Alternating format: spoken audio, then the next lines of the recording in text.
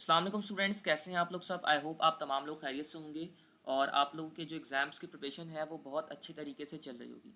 Students, आज के इस लेक्चर में हम लोग क्लास 9 फिज़िक्स के जो मोस्ट इंपॉर्टेंट न्यूमेरिकल्स हैं 2025 बोर्ड एग्जाम्स के पॉइंट ऑफ व्यू से उसको सॉल्व करेंगे और उनको देखेंगे। सही है भाई, समझेंगे कि किस तरीके से हमें न्यूमेरिकल को सॉल्व करना है, क्योंकि स्टूडेंट्स मैंने यहाँ पर जितने भी इंपॉर्टेंट न्यूमेरिकल्स हैं जो कि आपके 2025 बोर्ड एग्जाम्स में आ सकते हैं क्लास 9 के, वो यहाँ पर शेयर कर दिए हैं। सही है भाई, तो आपको इन तमाम न्यूमेरिकल्स को जो कि मैंने आपको सॉल्व करवाए हैं इसको अच्छे तरीके से देख कर जाना है। सही है, क्योंकि बहुत सारे बच्चे ये करते हैं कि इसमें से भी ना सिलेक्टेड न्यूमेरिकल्स को देख के चले जाएंगे। स्टूडेंट्स, यहाँ पर मैंने न्यूमेरिकल्स ही वही शेयर किए हैं जो कि आपसे पूछे जाएंगे। सही है, इन्हीं न्यूमेरिकल्स में से इनकी वैल्यूज़ चेंज करके आपसे पूछे जा रहे होंगे क्वेश्चंस, तो आपको इसको बहुत अच्छे तरीके से देख के जाना है। इसमें से भी ऐसा नहीं करना कि सिलेक्टिव न्यूमेरिकल्स करके जा रहे हैं। सही है, अब कुछ बच्चों के पास जो होगा वो टाइम कम होगा, हो सकता है कि कुछ बच्चे जो हैं वो एग्ज़ाम से 4 घंटे पहले, 2-3 घंटे पहले, वैसे 2-3 घंटे पहले तो नहीं, 6 घंटे पहले रात में देख रहे होंगे इस वीडियो को, इस लेक्चर सीरीज़ को। सही है, या कुछ बच्चे जो हैं वो कुछ दिन पहले इसको देख रहे होंगे।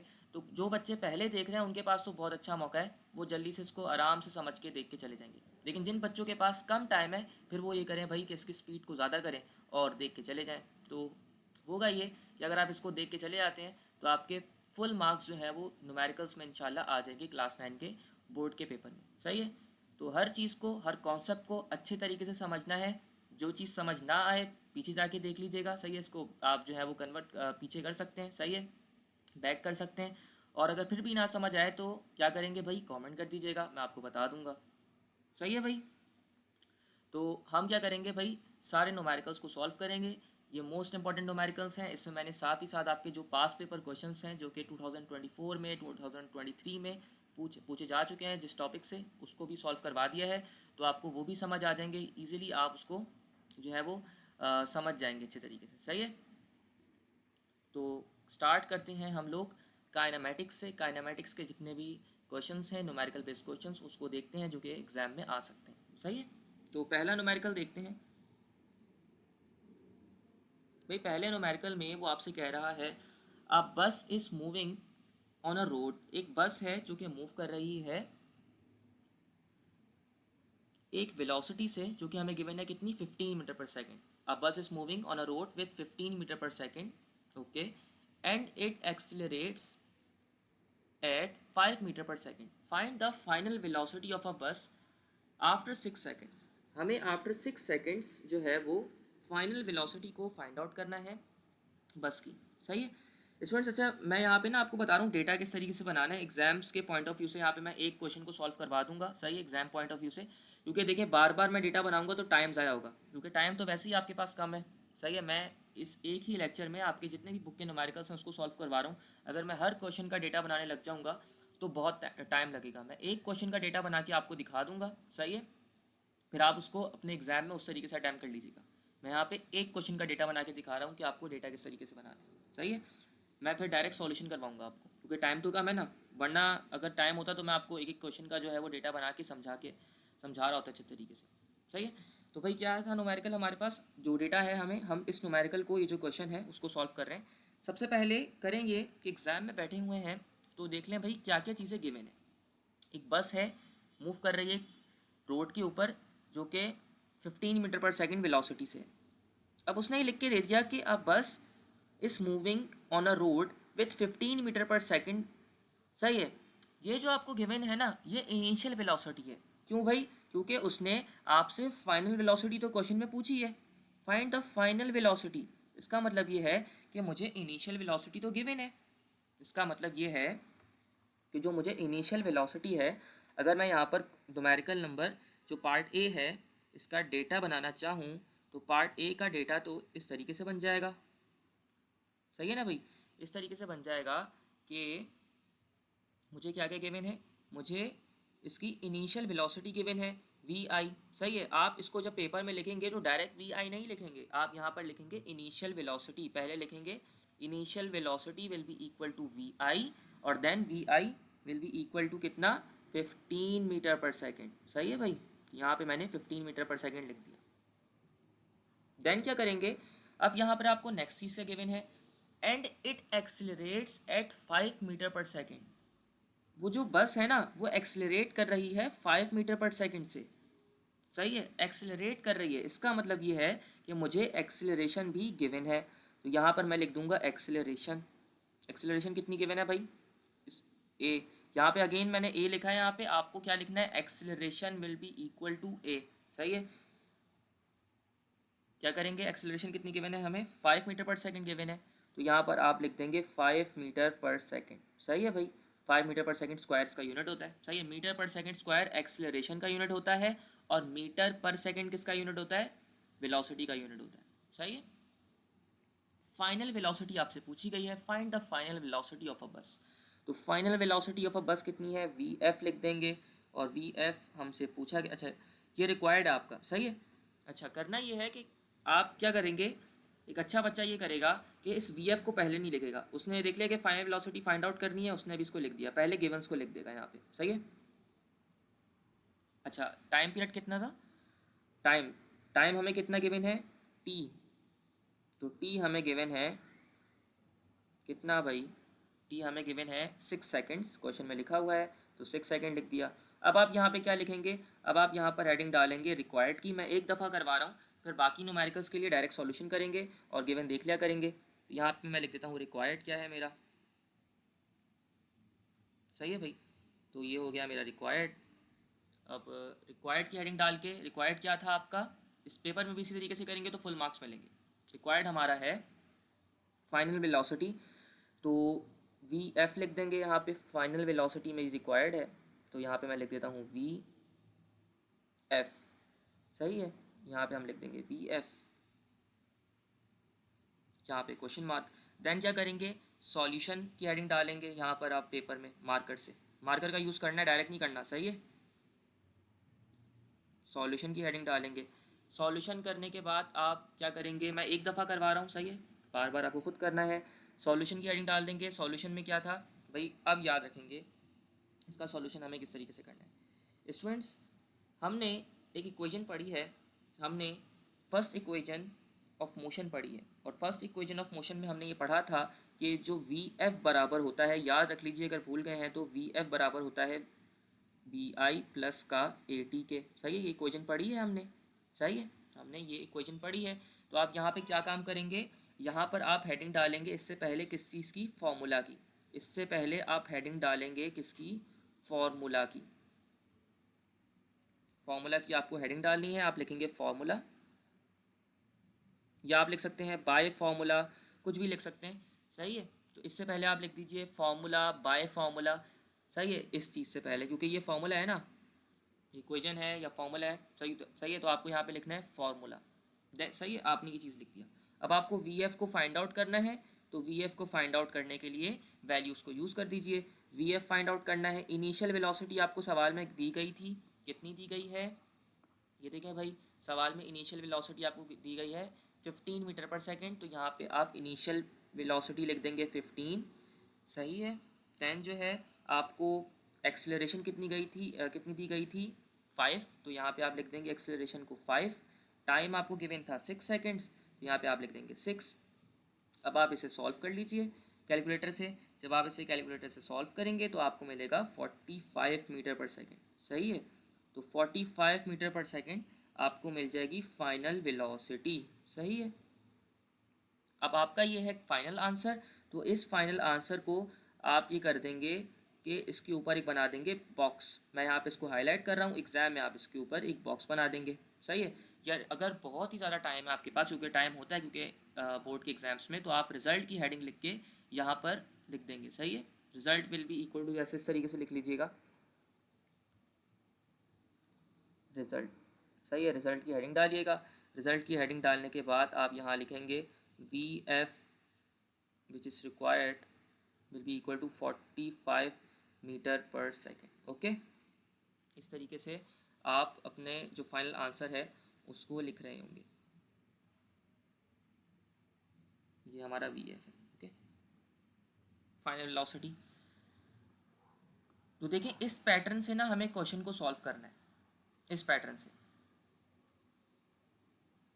ये क्वेश्चन है आपके पास, क्वेश्चन आया, आपने डेटा लिखा, आपने देन जो है वो आपने डेटा में जो जो चीज़ें गिवन होती हैं उसको लिखना है, उन चीज़ों को लिखने के बाद जब वो आप लिख लेंगे तो आपको फिर जो जो चीज़ें गिवन थी उसको लिख लेंगे। उसके बाद अब आपको लिखना है रिक्वायर्ड अपना, फिर आप अपने रिक्वायर्ड को लिखेंगे। रिक्वायर्ड को लिखने के बाद क्योंकि आपसे फाइनल वेलोसिटी मांगी गई थी तो यहाँ पे मैंने रिक्वायर्ड को लिखा। देन आप क्या करेंगे, सॉल्यूशन की हेडिंग डालेंगे। सॉल्यूशन की हेडिंग डालने के बाद आप लिख सकते हैं बाय फार्मूला, या फार्मूला की भी अलग से हेडिंग डाल सकते हैं।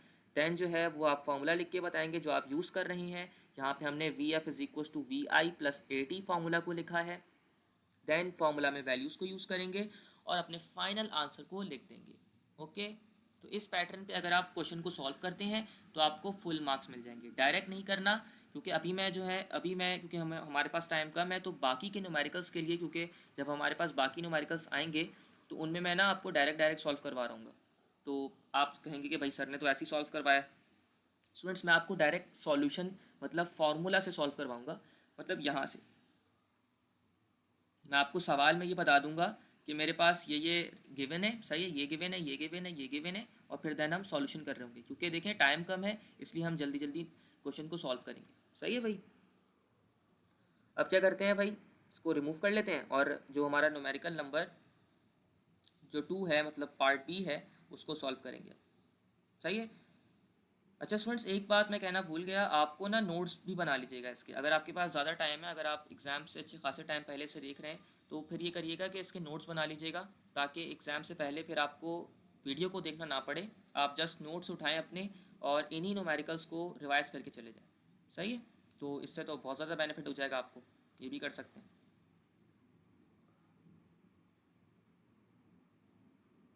सही है भाई। नेक्स्ट न्यूमेरिकल को देखते हैं। अ car starts moving from rest. एक कार है जो कि रेस्ट से स्टार्ट कर रही है। रेस्ट का वर्ड आया गया भाई, रेस्ट का वर्ड आ गया। सही है, अभी न्यूमेरिकल को पहले पढ़ेंगे।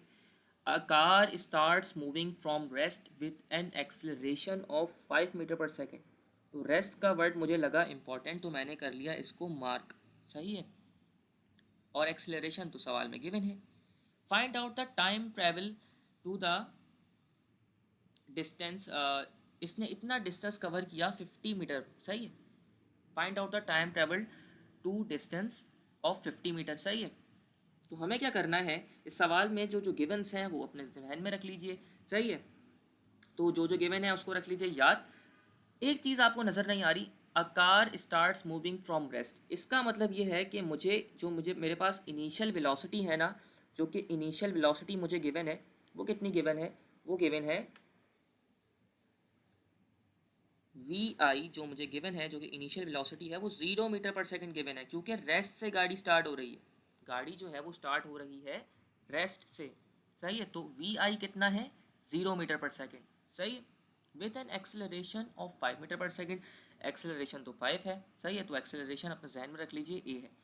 सही है। Find out the time to travel the distance of 50 metre. तो आपको टाइम को फाइंड आउट करना है, आपको टी फाइंड आउट करना है। सही है, तो इसके लिए हमने एक इक्वेशन पढ़ी है। आप लिखेंगे, हेडिंग डालेंगे फार्मूला की।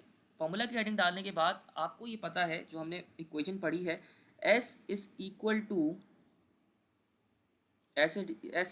To V I T, V I T plus का हाफ ए टी स्क्वायर। ये हमने इक्वेशन पढ़ी है। यस भाई, ये क्वेश्चन तो हमने पढ़ी है। S is equal to V I T plus का हाफ ए टी स्क्वायर। यहाँ पर आपको क्या क्या चीज़ें गिवन है। सही है, यहाँ पे आपको क्या क्या चीज़ें गिवन है। यहाँ पे आपको एस गिवन है। देखिए ना, ये आपको एस गिवन है। यहाँ पे मैं लिख देता हूँ, ये हमारा एस है, हमारी ये एक्सेलरेशन है, ये एक्सेलरेशन गिवन है हमें, और यहाँ पे आपको इनिशियल वेलोसिटी गिवन थी वी आई। सही, तो यहाँ पे आपको जो जो चीज़ें गिवन है वो मैंने लिख दी। वी आई तो पहले भी लिख दिया था हमने, तो उसको हटा देते हैं। तो क्या करेंगे भाई, जो जो वैल्यूज़ हैं उसको लिख दीजिए। हमें क्या फाइंड आउट करना है, हमें टी को फाइंड आउट करना है। सही है, टाइम फाइंड आउट करना है। तो सबसे पहले इस फॉर्मूला को अरेंज कर दीजिए, क्योंकि मुझे इस सवाल में मुझे एस भी पता है, मुझे वी आई भी पता है, मुझे टी को फाइंड आउट करना है, तो टी को मैं निकाल लूँगा कुछ ना कुछ करके। सही है, ये वाला टी फाइंड आउट करना है। सही है, और ए भी पता है मुझे, तो इसको हमें फाइंड आउट करना है, इस वाले टी को। और ये वाला टी तो वैसे ही ख़त्म हो जाएगा। ये वाला टी कैसे ख़त्म हो जाएगा, ये वाला टी ऐसे ख़त्म होगा। देखें भाई, पहले वैल्यूज़ को यूज़ कर लें। एस कितना है 50 है, तो एस की जगह 50 लिख दीजिएगा, क्योंकि डिस्टेंस आपको गिवन है ना सवाल में। ये देखें, ये वाला एस डिस्टेंस गिवन है जहाँ पे मैंने एस लिखा हुआ है, ये तो आपको गिवन है। इनिशियल वेलोसिटी कितनी है 0 है, तो 0 को जब आप टी से मल्टीप्लाई कराएंगे तो ये 0 ही बन जाता है, बीच में प्लस का साइन लिखा हुआ है। हाफ ए एक्सेलरेशन कितनी है हमें 5 दी गई है, और टी स्क्वायर को एज इट इज़ ऐसे ही लिख देंगे, तो ये बन जाएगा 50 will be equal to half, सही है, 0 मल्टीप्लाई बाई टी तो 0 ही बन जाएगा, हाफ 5t², सही है, हाफ 5t²। अब क्या होगा, ये 2 डिवाइड हो रहा है, यहाँ जाके क्या हो जाएगा, मल्टीप्लाई होगा। ये तो पता है ना स्टूडेंट्स, कोई चीज़ अगर यहाँ पे डिवाइड हो रही है तो अगली चीज़ वहाँ जाके मल्टीप्लाई हो जाएगी। तो 50 इंटू 2 बन जाएगा 100, it will be 100, and then आपके पास बन जाएगा यहाँ पे 5 का t²। अब क्या काम करेंगे, इस 5 को जो है वो 5 को भी उधर भेज दीजिए, तो ये 100/5 बन जाएगा, 100/5 इज इक्वल टू t²। अब आप करेंगे 5 1 ज़ा 5 और 5 20 ज़ा 100, सही है। तो कितना बन जाएगा, अब आप t की वैल्यू क्या आएगी, अब आप यहाँ पे ले लेंगे दोनों साइड पे क्या, रूट, टेकिंग रूट लिख के दिखाना है। अब यहाँ पे मैं लिख देता हूँ, क्योंकि अभी आप लोग क्लास 9 में हैं तो डायरेक्ट आपको स्टेप्स नहीं आ रहे होंगे समझ, तो आप लिखेंगे यहाँ पे टेकिंग स्क्वायर को ख़त्म करने के लिए आप रूट लेंगे, taking root on both side,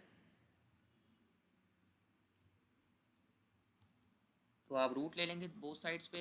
अब आप रूट को लेंगे तो आपके पास क्या बन जाएगा, यहाँ पर ये बन जाएगा टी का square is equal to this, सही है, रूट से स्क्वायर कैंसिल, ये बन जाएगा आपके पास कितना, √20, और √20 को जब आप कैलकुलेटर से सॉल्व करेंगे तो आपके पास आंसर आ जाएगा कितना, आपके पास आंसर आ जाएगा इसका 4.5, 4.5 सेकेंड्स आपके पास इसका आंसर आ जाएगा। तो this will be your answer, ये आपके पास टी की वैल्यू आ जाएगी, तो यहाँ पे मैंने टी लिख दिया, T will be equal to 4.5। सही है स्टूडेंट्स, तो इस तरीके से हमने इस न्यूमेरिकल को सॉल्व किया है। मैंने कहाँ से स्टार्ट किया, देखिए भाई मैंने आपको स्टार्टिंग में चीज़ें बता दी थी, अगर न्यूमेरिकल नहीं समझ आया स्टार्टिंग से फिर देख लीजिए। एक कार है जो कि रेस्ट से स्टार्ट हो रही है, तो यहाँ पर मैंने उसकी जो इनिशियल वेलोसिटी है उसको लिख दिया। मैं डायरेक्ट डेटा मैंने जो है वो क्वेश्चन नंबर 1 में समझाया था कि डेटा बनाना है, मैं डायरेक्ट अब सॉल्यूशन से सॉल्व करवाऊंगा, आपको रिक्वायर्ड को जस्ट क्वेश्चन में बता दूंगा, तो मैंने बता दिया, ये ईजी पैटर्न रहता है आपके लिए, बार बार वरना टाइम ज़ाया होगा। Initial velocity 0 metre per second थी, वो लिख दी। देन जो है मैंने इक्वेशन ऑफ मोशन का यूज़ किया, S is equal to VIT plus का हाफ AT², सही है, इस वाली इक्वेशन को यूज़ किया। देन जो जो चीज़ें मुझे गिवन थी क्वेश्चन में, जैसे कि एक्सेलरेशन मुझे गिवन है तो मैंने एक्सेलरेशन को इसकी जगह पे पुट किया। मुझे सवाल में डिस्टेंस गिवन था, मैंने सवाल में जो डिस्टेंस है इस फार्मूला में मैंने डिस्टेंस को यूज़ किया। फिर जो है मैंने इस फार्मूला को वैल्यूज यूज़ करने के बाद अरेंज कर लिया, सही है, अरेंज कर लिया। इस जगह पे मैंने क्या काम किया है, अरेंज कर लिया इस फार्मूला को। देन अरेंज करने के बाद मैंने यहाँ पे टी की वैल्यू, क्योंकि मुझे फाइंड आउट करनी थी, सवाल में टी मेरा रिक्वायर्ड था, तो यहाँ से मैंने फिर टी को फाइंड आउट कर लिया। सही है भाई, तो इस तरीके से मैंने इस पूरे न्यूमेरिकल को सॉल्व किया है। आई होप आपको समझ आया होगा, नहीं समझ आया अगेन पीछे जाके देख लीजिएगा, क्योंकि हो सकता है कि बच्चों को ना समझ आए। बहुत सारे बच्चों के साथ ऐसा होता है स्टूडेंट्स, न्यूमेरिकल को समझ के जाना है, सही है भाई, ऐसा नहीं करना कि डायरेक्ट आगे बढ़ जाए न्यूमेरिकल नहीं समझ आ रहा तो, क्योंकि बहुत सारे ऐसे बच्चे होते हैं नहीं आता समझ। भाई स्टूडेंट्स, जब मैं भी था ना आपकी जगह तो होता था कभी कभार कि किसी न किसी क्वेश्चन को समझ नहीं आ रहा, कोई ना कोई मुझे क्वेश्चन, तो मैं बार बार उसको समझता था। सही है, घबराना नहीं है कि नहीं समझ आ रहा तो।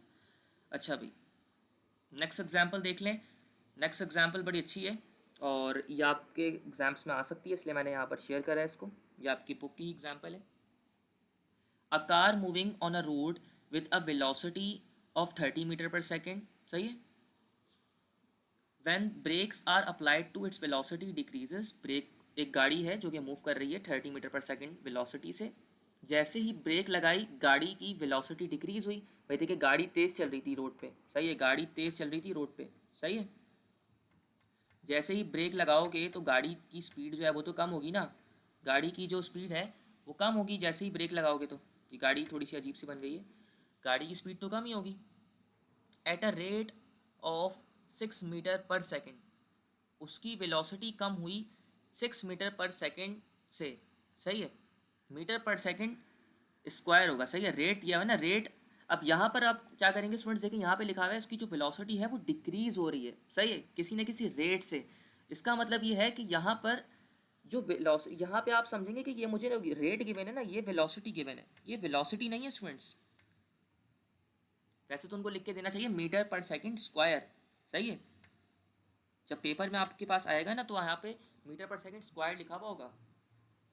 अभी जो यहाँ पर गिवन है, अभी आपको वो कह रहा है कि भाई जो रेट का वर्ड उसने दे दिया ना, rate of change of velocity, क्योंकि आपको पता है कि rate of change of velocity, अगर मैं इसको रिमूव कर दूँ ना इस जगह को, इस साइड को, ये बहुत इंपॉर्टेंट पॉइंट है स्टूडेंट्स, इसको आपको गलती नहीं करनी इस पॉइंट पे, सही है। मुझे लग रहा है कि बच्चे गलती कर आ जाएंगे, तो मैं समझा रहा हूँ बार बार। यहाँ पे मैं ख़तरा भी लिख दूंगा कि भाई ये गलती नहीं करनी एग्ज़ाम में, बच्चे गलती कर आ जाएंगे। भाई देखें, उसने आपको कहा है decreases at a rate, decreases at a rate, इस बड़े पॉइंट को मार्क कर लीजिए। डिक्रीजेस लिखा हुआ है, इंक्रीजेस नहीं है, ये decreases at a rate of 6 metre per second है। अब rate of change of velocity तो पढ़ा होगा, ये पढ़ा है ना, rate of change of velocity will be always equal to acceleration, ये एक्सिलरेशन के बराबर होता है, सही है। डिक्रीज हो रहा है इसका मतलब क्या है, अगर इंक्रीज होता तो प्लस का साइन आता, अगर इंक्रीज होता तो क्या आता, प्लस का साइन आता इंक्रीज के केस में, इंक्रीज के केस में, और नेगेटिव साइन आएगा डिक्रीज के केस में। क्यों भाई, क्योंकि यहाँ पर डिसेलरेशन हो रही है, क्या हो रही है, डिसेलरेशन हो रही है। तो डिक्रीज के केस में क्या आएगा, यहाँ पर आएगा नेगेटिव साइन। तो यहाँ पर इसका मतलब ये है कि जो मुझे एक्सिलरेशन गिवन है वो नेगेटिव में गिवन है। एक्सिलरेशन का यूनिट क्या होता है, ऊपर बताया था, मीटर पर सेकंड स्क्वायर। ये जो ms-2 लिखा हुआ है ना, ये इस तरीके से लिखा हुआ है, ये ms-2, ये जो लिखा हुआ है ms-2, ये इस तरीके से लिखा हुआ है, m metre per second square, इस तरीके से लिखा हुआ था। तो इस स्क्वायर, मीटर पर स्क्वायर को ऊपर ले गए तो ये ऊपर जाके क्या बन जाएगा, -2 बन जाएगा। जिस तरीके से नहीं समझ आ रहा था तो अब समझ आ गया, सही है, सीख लिया ना। बच्चे स्कूल में होते हैं, टीचर से पूछते हैं, टीचर गुस्सा करके कभी कभार चुप भी करा देते हैं, सही है। मैं सब स्कूलों की बात नहीं कर रहा, कुछ स्कूल्स की बात कर रहा हूँ भाई। टीचर गुस्सा करके कह देते हैं, भाई क्या आसान से सवाल पूछ रहे हो मुझसे, बेटा यहाँ पर समझ रहे हो ना तो समझ आ जाएगा, सही है, कोई मसला नहीं है अगर स्कूल की टीचर ने नहीं समझाया तो, या नहीं पूछ पाए तो, अगर अब समझ आ गया, सही है। क्वेश्चंस होते हैं ऐसे छोटे छोटे जो कि बच्चों के जहनों में होते हैं। तो एक्सेलरेशन का इंपॉर्टेंट पॉइंट था इस सवाल में। अब मुझे एक्सेलरेशन तो मैंने यहाँ पर लिख दी भाई। तो इनिशियल वेलोसिटी तो उसने बता दी थी कितनी है भाई, a car is moving on a road with velocity 30 metre per second, तो यहाँ पे मैंने 30 मीटर पर सेकंड लिख दी, सही है। ये रही, देखें 30 metre per second initial velocity. Find the distance it will cover before coming to rest, coming to rest, coming to rest. तो कमिंग टू रेस्ट का मतलब ये है कि गाड़ी कितना डिस्टेंस कवर करेगी रुकने से पहले। तो रुकने से पहले जितना डिस्टेंस कवर कर रही है, इसका मतलब क्या है भाई, इसका मतलब ये है कि जो इनिशियल वेलोसिटी है वो तो थी इसकी, लेकिन जो फाइनल वेलोसिटी है जो कि वी एफ है वो रुक रही है ना भाई, तो 0 मीटर पर सेकंड हो जाएगी। इसकी जो फाइनल वेलोसिटी होगी वो 0 मीटर पर सेकंड हो जाएगी, कितनी, 0 मीटर पर सेकंड। इसका मतलब ये है इसकी जो फाइनल वेलोसिटी है वो कितनी हो जाएगी, 0 मीटर पर सेकंड हो जाएगी स्टूडेंट्स। क्योंकि भाई वो कह रहे हैं रेस्ट पे है ना, रेस्ट पे आ रही है, रेस्ट पे पहुंच रही है, तो इसका मतलब ये है कि जो इसकी फाइनल वेलोसिटी है वो 0 हो जाएगी। अब आपका रिक्वायर्ड क्या था, आपको आपसे कह रहा है कि find the distance before it coming to rest, तो आपको एस की वैल्यू फाइंड आउट करनी है, डिस्टेंस की वैल्यू को फाइंड आउट करना है। अब स्टूडेंट्स आप क्या कहेंगे, आप जहन में सोचेंगे कि कोई ऐसा फॉर्मूला जिसमें जो है जो मेरा गिवन है, जो मुझे गिवन है वो आ जाए, तो कौन सा फॉर्मूला है, ये वाला फॉर्मूला है, सही है भाई। 2as इज इक्वल टू कितना होता है भाई, वी एफ स्क्वायर माइनस का वी आई स्क्वायर, सही है। ये हमारा फॉर्मूला होता है। यहाँ पे जो 2a लिखा हुआ है ये ज़रा रॉन्ग लिखा हुआ है, इसको हटा दीजिएगा भाई, ये गलत लिखा हुआ है, सही है। 2s is equal to V F square minus का वी आई, सही है। तो अब आप इस फार्मूला को अरेंज कर देंगे। मैं इसको हटा ही देता हूँ भाई। अब क्या करेंगे, ये आप ये वैसे फार्मूला होता है, यहाँ पे देख लीजिए 2AS इज इक्वल टू, ये इक्वेशन होती है VF स्क्वायर माइनस का VI स्क्वायर। अब आपको क्या फाइंड आउट करना है, आपको S को फाइंड आउट करना है, इस वाले S को, डिस्टेंस को, ये S कैपिटल होता है, सही है। तो इस फार्मूला को अरेंज करेंगे, यहाँ पे आपके पास S बच जाएगा, S is equal to VF का स्क्वायर माइनस का VI square divided by 2 × A, क्योंकि 2 यहाँ पे मल्टीप्लाई हो रहा था, दूसरी साइड पे जाके डिवाइड हो जाएगा। अब आपको क्या करना है, आपको चीज़ें वैल्यूज़ पता है सारी, सही है। एक्सीलरेशन आप क्या लेंगे भाई, -6 लेंगे, यहाँ पर आप -6 पुट कर देंगे, और VF जो कि फाइनल वेलोसिटी है, जो कि 0 है, तो ये वाली जो 0 वेलोसिटी है इसको पुट करेंगे। देन जो आपको इनिशियल वेलोसिटी गिवन थी सवाल में 30, तो उसको पुट करेंगे। यहाँ से आपका यहाँ से ये जो सॉल्यूशन है ना, ये आपका करेक्ट है, बस यहाँ पे जो है ना मिस्टेक थी थोड़ी सी, वो मैंने यहाँ पे लिख दी, 2A जस्ट इन्होंने लिखा हुआ था, तो उसको मैंने रिमूव कर दिया, सही है। जो आपका करेक्ट फार्मूला है ना, वो ये वाला है, मैं इसको ज़रा क्रॉस लगा दिया मैंने, जो आपका करेक्ट फार्मूला है वो ये है, सही। तो इसको आप यूज़ कर लीजिएगा, सही है भाई स्टूडेंट्स। तो इसका ये आंसर है। आई होप समझ गए होंगे, मैंने आपको समझा दिया इस क्वेश्चन को भी, आई होप समझ आया होगा। नेक्स्ट क्वेश्चन को देखते हैं। नेक्स्ट क्वेश्चन में हमसे वो क्या कह रहा है। A motorcycle moving with a velocity of 40 meter per second, it gets accelerating at a rate of 88 meter per second। Students rate का वर्ड देख लिया भाई, सर ने कहा था कि जहाँ भी रेट का वर्ड आ जाएगा, rate of change of velocity, तो इसका मतलब ये है कि एक्सेलरेशन गिवन है।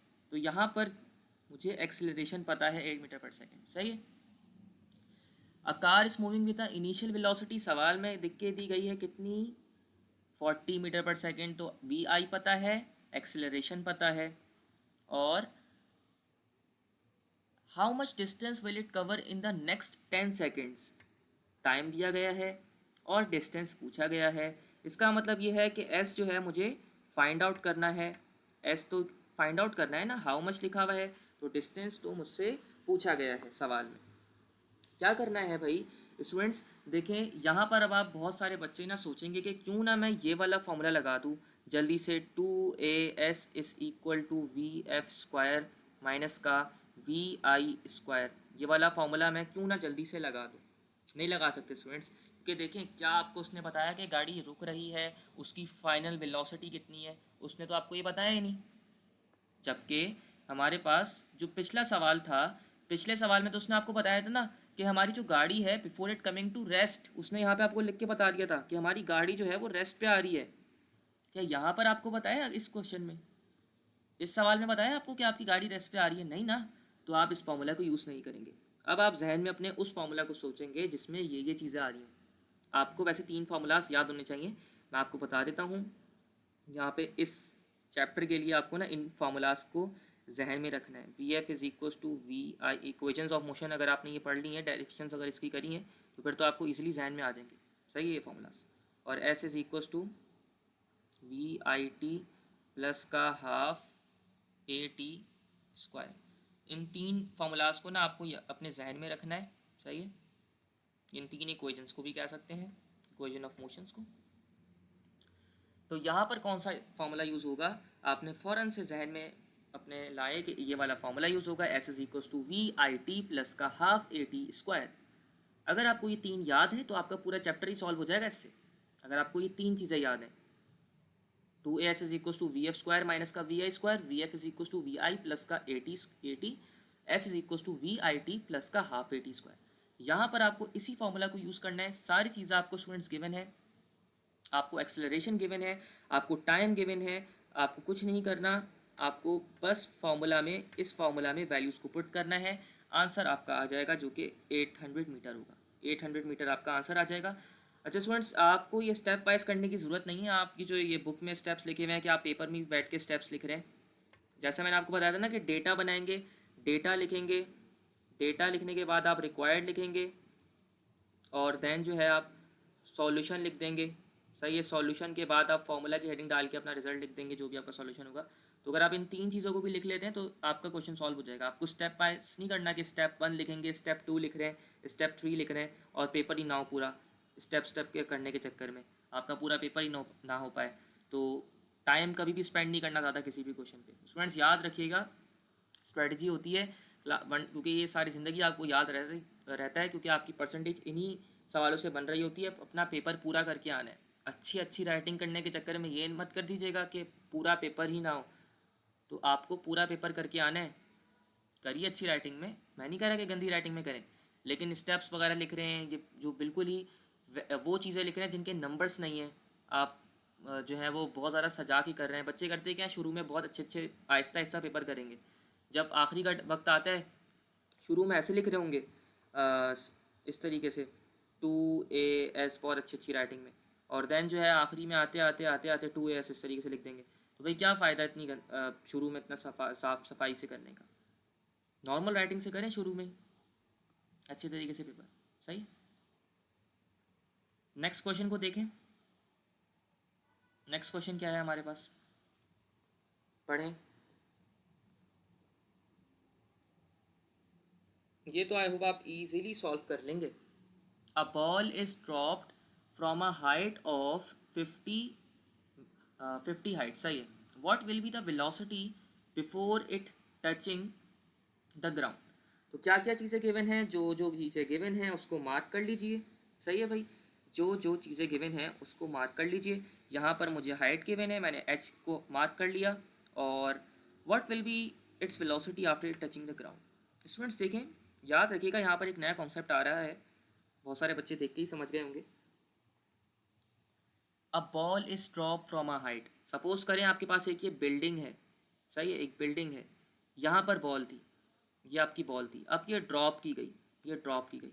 तो कोई भी चीज़ अगर ऊपर से नीचे आती है उसके पास क्या होती है, उसके पास ग्रेविटी होती है, acceleration due to gravity, small G, जिसकी value 9.8 metre per second square होती है। पता है ना, कोई भी चीज़ अगर ऊपर जा रही है, अगर तुम अभी हवा में छलांग मारो तो नीचे तो आओगे ना, तो वो ग्रेविटी की वजह से आते हो। सही है, एक्सेलरेशन ड्यू टू ग्रेविटी की वैल्यू होती है जो कि 9.8 मीटर पर सेकेंड स्क्वायर होती है। तो वो कह रहा है कि उसने बॉल को नीचे फेंका है और वो बॉल जो है तुम्हारी नीचे आ रही है, और उसकी जो हाइट है ना, जो बिल्डिंग की हाइट है या जो भी हाइट है, वो कितनी है, इसकी टोटल हाइट कितनी गिवन है, वो गिवन है 50 मीटर। उसकी जो टोटल हाइट है वो 50 मीटर है। तो आपको फाइंड आउट करना है what will be its velocity after it touching the ground. जब वो ग्राउंड पोजीशन पे आ जाए, यहाँ से यहाँ आ जाए, ग्राउंड पोजीशन पे आ जाए, वो तुम्हारी बॉल ग्राउंड पोजीशन पर आ जाए। देखो भाई यहाँ आ गई बॉल जो है, उसकी तब इनिशियल वेलोसिटी कितनी होगी ये बताओ। तो कह रहे हैं तब उस सॉरी इनिशियल नहीं, फाइनल वेलोसिटी। तब उसकी फाइनल वेलोसिटी कितनी होगी। इस टाइम पे तो इनिशियल वेलोसिटी उसने तुम्हें बता दी, क्या बताई है, बताई है, तुम समझ नहीं पा रहे। भाई क्या है, बॉल अभी क्या है इस पॉइंट पे, देखो ना बिल्डिंग के ऊपर है तो रेस्ट पर है। इस पॉइंट में क्या है, इस पॉइंट पे जो उसकी इनिशियल वेलोसिटी है वो रेस्ट पर है। नहीं समझ आ रहा स्टूडेंट्स, देखें ना, अभी एक बॉल है बिल्डिंग के ऊपर है, पड़ी हुई है, तो क्या वो घूम रही है, बॉल नहीं घूम रही ना, उसकी इनिशियल वेलोसिटी अभी तो वो रेस्ट पे है। देखें ना ये बिल्डिंग है, इसके ऊपर अभी रेस्ट पे बैठी हुई है, तो उसकी इनिशियल वेलोसिटी तो ज़ीरो है ना। यस ज़ीरो है उसकी इनिशियल वेलोसिटी। तो आप लिख देंगे भाई वी आई मेरे पास क्या है, वी आई हो गया मेरे पास zero, we I 0 metre per second है। आपको वी एफ को फाइंड आउट करना है।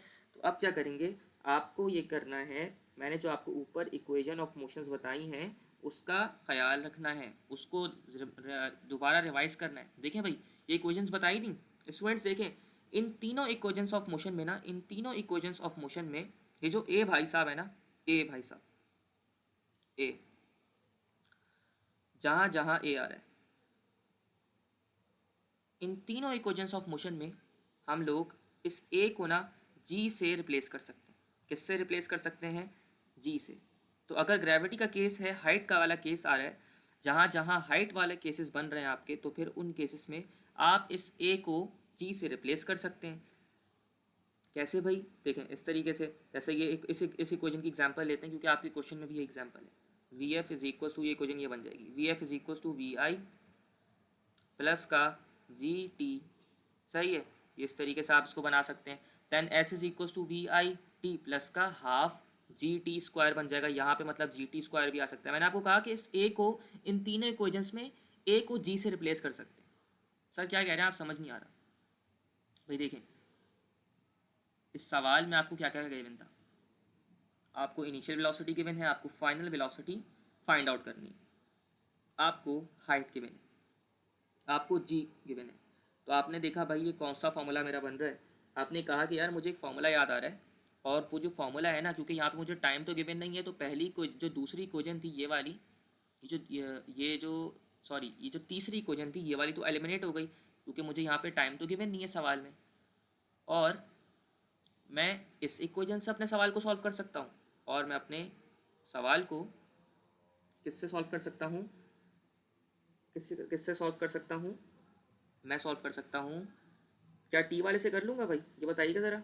मैं इस टी वाले सॉल्व करूँगा, नहीं करूँगा क्योंकि टी भी नहीं है। दो में तो टी आ रहा है, तो मैं इससे भी सॉल्व नहीं कर सकता। वाला जो टी आ रहा है ना, इससे भी सॉल्व नहीं कर सकता। मतलब ये दो चीज़ें तो कैंसिल हो गई, क्योंकि टी तो आ नहीं रहा है, तो मैं सिर्फ इसी से सॉल्व कर सकता हूँ। क्योंकि अगर मुझे वो सवाल में टाइम बता देता तो मैं टाइम से तो सॉल्व कर लेता। अभी उसने मुझे टाइम बताया ही नहीं है, तो सिंपल मैं क्या काम करूँगा, मैं यही वाला फॉर्मूला यूज़ कर लूँगा।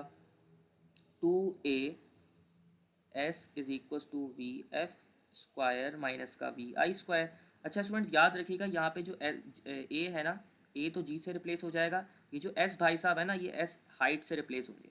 एस किससे होंगे, हाइट से। तो वी एफ स्क्वायर माइनस का वी आई स्क्वायर बन जाएगा। अब क्या करेंगे, मुझे क्या फाइंड आउट करना है, मुझे फाइनल वेलोसिटी को फाइंड आउट करना है। तो उस फॉर्मूला को अरेंज कर लीजिए। ये वी आई यहाँ पर माइनस हो रहा है, वहाँ जाके प्लस हो जाएगा।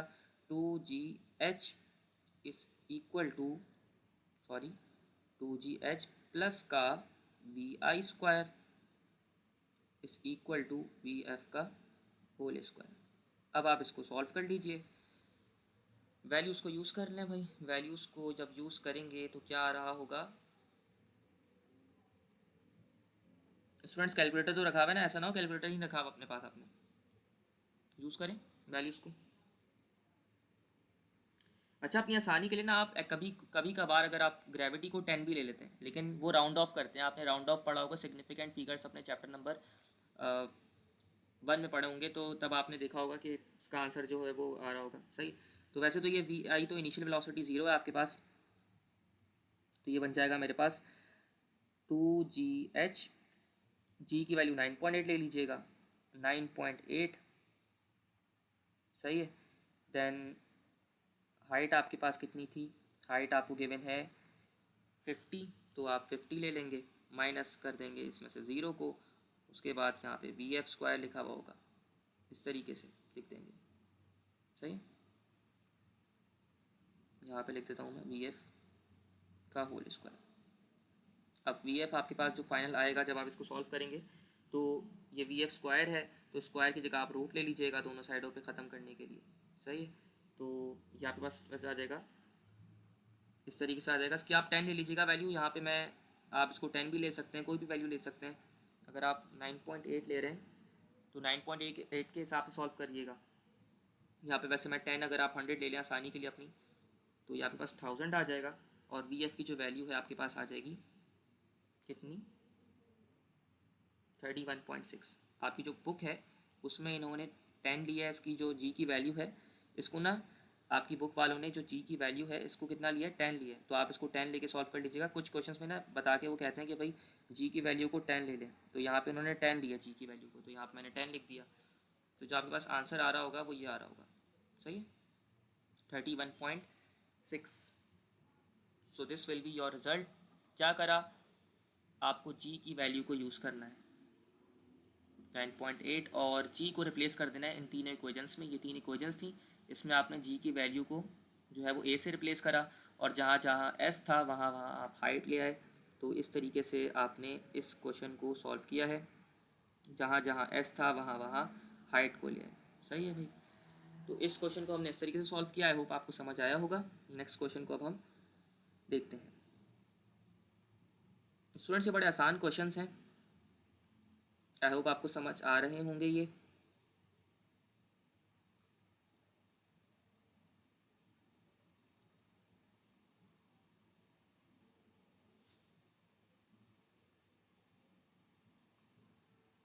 ओके स्टूडेंट्स, तो हमारे पास जो अगला सवाल है वो क्या कह रहे हैं, उस अगले सवाल में वो आपसे कह रहे हैं if a body is thrown upward with a vertical velocity of 50 metre per second calculate the maximum height with which body can reach.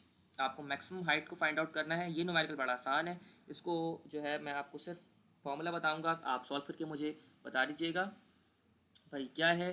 पूरा वही सवाल है, कुछ भी नहीं करना इसमें। अगेन आप क्या करेंगे, आप इसमें यूज़ कर लेंगे बस एक ट्रिक बता दूंगा आपको।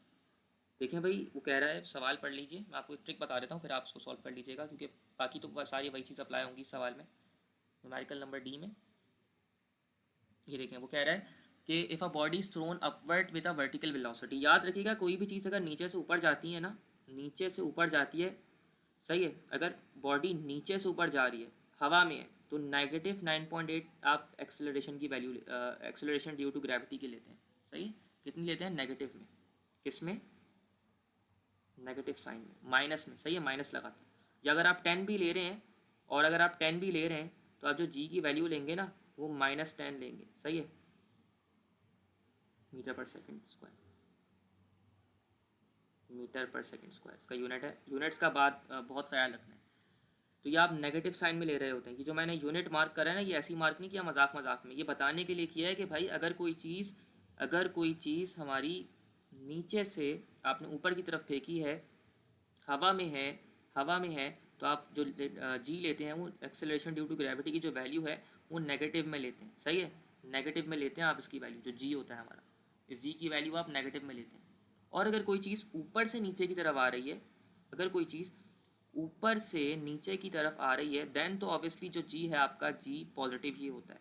तब आप जी की वैल्यू 9.8 ले लेते हैं, या जी की वैल्यू जो है वो कितनी ले लेते हैं 10 ले रहे होते हैं, और 10। सही है, क्यों ले रहे होते हैं भाई, देखें ये सवाल देखें ना, यहाँ पे जो हमारा केस था वो बॉल को ड्रॉप किया गया था, तभी मैंने जो जी की वैल्यू है 9.8 इसको पॉजिटिव लिया था, इसको प्लस में लिया था, तभी तो इसको प्लस में लिया था। अगर वो मुझसे कहता कि ये जो बॉल है ना, ये नीचे से ऊपर की तरफ जा रही है, अब if a ball is thrown from, सही है, इस तरीके से कह देता, तो मैं इसको फिर कहता कि नेगेटिव, जो जी की वैल्यू है वो नेगेटिव होगी। तो इस सवाल में बस यही करना है आपको कि जो जी की वैल्यू है, क्योंकि उसमें कहा है आपसे कि हमारे पास a body is thrown upward, a body is thrown upward, यहाँ पे ये इसने कहा है ना अपवर्ड, तो उसका मतलब जो जी लेंगे वो क्या लेंगे, नेगेटिव लेंगे। अब आप जी अपनी आसानी के लिए जी की वैल्यू को -10 ले लीजिएगा। सही है, तो कुछ नहीं करना, वही ऊपर वाला फॉर्मूला यूज़ करना है, 2GH इज इक्वल टू, जो हमने बनाया था, ट्रांसफॉर्म किया था फॉर्मूले को, इस फॉर्मूले को ट्रांसफॉर्म किया था ना इसमें। देखिए भाई, 2GH वाले में फॉर्म किया था इस वाले को, फॉर्मूले को, ये वाला जो फॉर्मूला है ना, इसको हमने ट्रांसफॉर्म किया था, ए की जगह जी ले आए थे, एस की जगह एच ले आए थे, उसको ट्रांसफॉर्म किया था। तो 2GH is equal to V F square minus का वी आई स्क्वायर। सही है, अब क्योंकि बॉडी रेस्ट पे थी, तो उसकी इनिशियल वेलोसिटी क्या हो जाएगी, 50 मीटर पर सेकेंड हो जाएगी, क्योंकि उसने कहा है अपवर्ड विद अ वेलोसिटी, तो at the starting point its velocity will be 50 metre per second. Starting point पे उसकी initial velocity 50 metre per second है। फाइनल वेलोसिटी वो कह रहा है कि बॉडी जब रीच कर जाएगी इस पॉइंट पे, तो उसकी ज़ीरो हो जाएगी वी एफ वेलोसिटी। या एक शॉर्ट ट्रिक बना लीजिए कि इस पॉइंट पे जो है वो इनिशियल वेलोसिटी, फाइनल वेलोसिटी हो या initial velocity, eight this point, zero हो जाती है। मैं हमेशा बच्चों को ये बताता हूँ, अगर इस पॉइंट पे इनिशियल या फाइनल वेलोसिटी हमेशा ज़ीरो हो जाती है, तो आप के लिए आसानी रहेगी। आप क्या करेंगे, फार्मूला में वैल्यूज़ को यूज़ करेंगे, और इसका जब आंसर यूज़ करेंगे तो आपके पास क्या आ रहा होगा, इसका आंसर आपके पास हाइट जो है ऑब्वियसली कितनी आएगी, हाइट ऑब्वियसली अगर आप मैं कैलकुलेट करूँ तो, वैल्यूज़ को ज़रा पुट करें कैलकुलेटर में, मैं डायरेक्ट पुट करके देख लेता हूँ। जो एच की वैल्यू है आपके पास आ जाएगी, ओके, 125 आएगी। अगर आप 10 यूज़ करेंगे तो 125 मीटर आपके पास इसकी वैल्यू आ जाएगी। सो this will be your answer. अच्छा भाई, नेक्स्ट न्यूमेरिकल को देखें, तो नेक्स्ट न्यूमेरिकल में वो आपसे क्या कह रहा है, नेक्स्ट न्यूमेरिकल में वो आपसे कह रहे हैं a ball falls from the top of a height of a 70 metre building कर लीजिए assume, how much time the ball will take to reach the ground, diagram बनाई अपने लिए। डायग्राम बनाएंगे तो एग्जामिनर समझेगा कि बच्चा जो है वो समझ कर आया हुआ है। अ ball falls from the top of the building, top of the building लिखा हुआ है, इसका मतलब ये है कि क्या कर रहे होंगे, बॉल ये थी, इस पॉइंट पे है, इस पॉइंट से यहाँ पे नीचे आ रही है बॉल, तो हाइट कितनी कवर कर रहा है वो 70 मीटर, तो यहाँ लिख दिया मैंने 70 मीटर। सही है, डायग्राम स्टूडेंट्स बना सकते हैं आप पेपर में, और वो एग्जामिनर समझेगा कि बच्चा अच्छा है, पढ़ने वाला है। सही है, मैं तो ऐसे ही करता हूँ, क्योंकि जब आप इंशाल्लाह बड़े होंगे ना, फर्स्ट ईयर सेकंड ईयर में आएंगे, अपने यूनिवर्सिटीज़ वगैरह में आएंगे, तो आप जब क्वेश्चंस को सॉल्व किया करेंगे तो आप डायग्राम को देख के सॉल्व किया करेंगे। सही है, इलस्ट्रेशन की हेडिंग डालिएगा और ये डायग्राम बना दीजिएगा, अच्छे मार्क्स आपको मिलेंगे। सही है, तो इनिशियल वेलोसिटी, क्योंकि मैंने कहा एक शॉर्ट ट्रिक बताई, क्या बताई, बॉल अगर इस पॉइंट पे होती है तो इनिशियल वेलोसिटी जो जो भी यहाँ पे चीज़ होती है इनिशियल या फाइनल, इस पॉइंट पे वो क्या हो जाती है, ज़ीरो हो जाती है। तो अभी इस पॉइंट पे क्योंकि कह रहा है कि बॉल को टॉप से फेंका गया है, तो ये जो इनिशियल वेलोसिटी यहाँ पे होगी वो 0 मीटर पर सेकेंड हो जाएगी। तो यहाँ लिख दिया initial velocity will be 0 metre per second. How much time it will take, तो टाइम को फाइंड आउट करना है, तो टी बेसिकली हमें फाइंड आउट करना है। इसका मतलब यह है कि क्योंकि अगेन ग्रेविटी वाला केस है तो जी की वैल्यू को आप ले लेंगे। अभी क्योंकि ऊपर से नीचे है, ऊपर से कोई चीज़ नीचे आती है तो बताया था कि जी क्या होता है, वो पॉजिटिव होता है। जी को ले लेंगे 10 मीटर पर सेकेंड स्क्वायर। सही है, 10 मीटर पर सेकेंड स्क्वायर। अगर वो कहता है कि नीचे से ऊपर जा रही है, तो नीचे से ऊपर जा रही है तो जी की वैल्यू क्या लेता, -10 लेता मीटर पर सेकेंड स्क्वायर। सही है, अभी उसने कहा है falls down from the top of the building, falls down from the top of the building उसने कहा है, तभी मैं क्या कर रहा हूँ, इस जो जी की वैल्यू को पॉजिटिव ले रहा हूँ। समझ गए भाई, बच्चों को बड़ा इसमें मसला होता है, इसलिए मैंने इसको ज़रा कोड करके बताया। अब क्या काम करेंगे, अब कोई ऐसा फार्मूला तलाश करें जिसमें ये तीनों चीज़ें आती हों। तो बड़ा ही आसान सा फार्मूला है, S इज़ इक्वल टू, ये वाला फार्मूला पढ़ा है, S is equal to VIT plus का हाफ AT स्क्वायर, ये वाला फार्मूला पढ़ा है। अगर मैं S की जगह H यूज़ कर लूँ और VIT तो ऐसे ही रहेगा, प्लस का टी को ज़रा मैं सही बना दूँ स्टूडेंट, इसकी PDF अगर आपको चाहिए हो ना तो मुझे बता दीजिएगा, मैं दे दूँगा आपको, सेंड कर दूँगा। और ए की जगह क्या यूज़ करेंगे, जी यूज़ करेंगे। अगेन फार्मूला को अरेंज कर लीजिएगा अपने हिसाब से। तो जो एच की वैल्यू तो हमें गिवन है, जो टी फाइंड आउट करना है, तो टी हमारे पास क्या आ रहा होगा, जब आप इसको पूरे को अरेंज कर लेंगे तो जो टी की वैल्यू आएगी वो आएगी मेरे पास अंडर रूट लेने के बाद कितनी,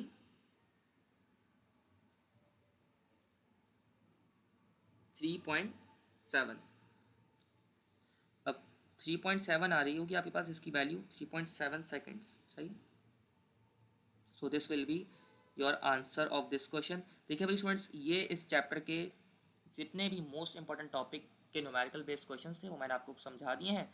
अब हम नेक्स्ट चैप्टर के न्यूमेरिकल्स को देख लेते हैं जो कि आपके एग्जाम में आ सकते हैं। अब आपके पास इसमें से इन न्यूमेरिकल्स के जो कॉन्सेप्ट्स हैं इन्हीं पर बेस करता हुआ एक न्यूमेरिकल आएगा, और अगर आपने ये समझा हुआ है तो आप इजीली उस न्यूमेरिकल को सॉल्व कर देंगे। सही है, चलें भाई थोड़ा सा ब्रेक ले लें, आगे बढ़ते हैं।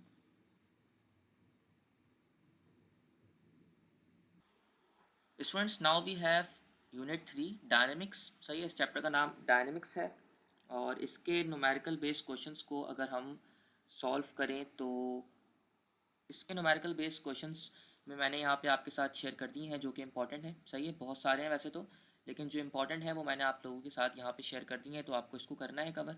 सही है, अच्छा जी, तो यहाँ पर जो है वो मैंने क्वेश्चन को एग्जाम्पल प्रॉब्लम को आप लोगों के साथ शेयर किया है।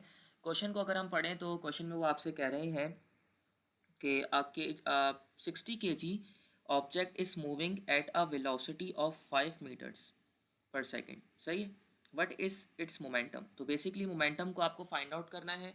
और मोमेंटम का मैंने फार्मूला आप लोगों को बता दिया था कि अगर नहीं भी पता तो आपको याद रख लीजिए भाई, मोमेंटम का फार्मूला किसके बराबर होता है, बेसिकली याद रखें, मोमेंटम को हम पी से डिनोट करते हैं। सही है, और मोमेंटम बराबर होता है प्रोडक्ट के मास इनटू वेलोसिटी के। सही है, the product of mass and velocity will always be equal to momentum. सही है, लीनियर मोमेंटम इसको कहेंगे हम, लीनियर मोमेंटम। सही है। अच्छा जी, इस क्वेश्चन में आपको मास गिवन है, सही है, और आपको वेलोसिटी गिवन है, दोनों चीज़ें गिवन है, दोनों की प्रोडक्ट लेंगे तो आपके पास यहाँ से आंसर आ जाएगा। सही है, जो कि मोमेंटम आपको बता रहा होगा। तो ये तो बहुत इजी सा न्यूमेरिकल है। सही है, देन हम इस प्रॉब्लम को देखते हैं। इस प्रॉब्लम में वो आपसे क्या कह रहा है। इस प्रॉब्लम में स्टूडेंट्स वो कह रहे हैं कि ये दूसरी प्रॉब्लम है। A cyclist is moving is making a turn along a circle of radius 20 metre at a speed of 5 metre per second. If the combined mass of the cyclist plus the cycle is 60 kg, calculate the static friction that the road exerts on the tires. Students ये कौन सा question है भाई, पहले तो ये बताएं। भाई देखें, वो आपसे इस क्वेश्चन में सीधा सीधा ये कह रहा है कि एक साइकिलिस्ट है, जो कि ये साइकिलिस्ट है, वो टर्न ले रहा है। जब उसने टर्न लिया ना, तो वो एक सर्कुलर पाथ में लिया। सही लिखा हुआ है ना, उसने आपको सर्कल का रेडियस बता दिया। ये देखें, उसने आपको सर्कल का रेडियस बता दिया। A cyclist is making a long turn along a circle of radius 20 metre. सही है, तो ये जो सर्कल है, इसका जो रेडियस होगा ना, वो कितना होगा, जो आर होगा, आर कितना है, आर की वैल्यू उसने आपको बता दी कितनी है, 20 मीटर है। ओके, सही है भाई, 20 मीटर है।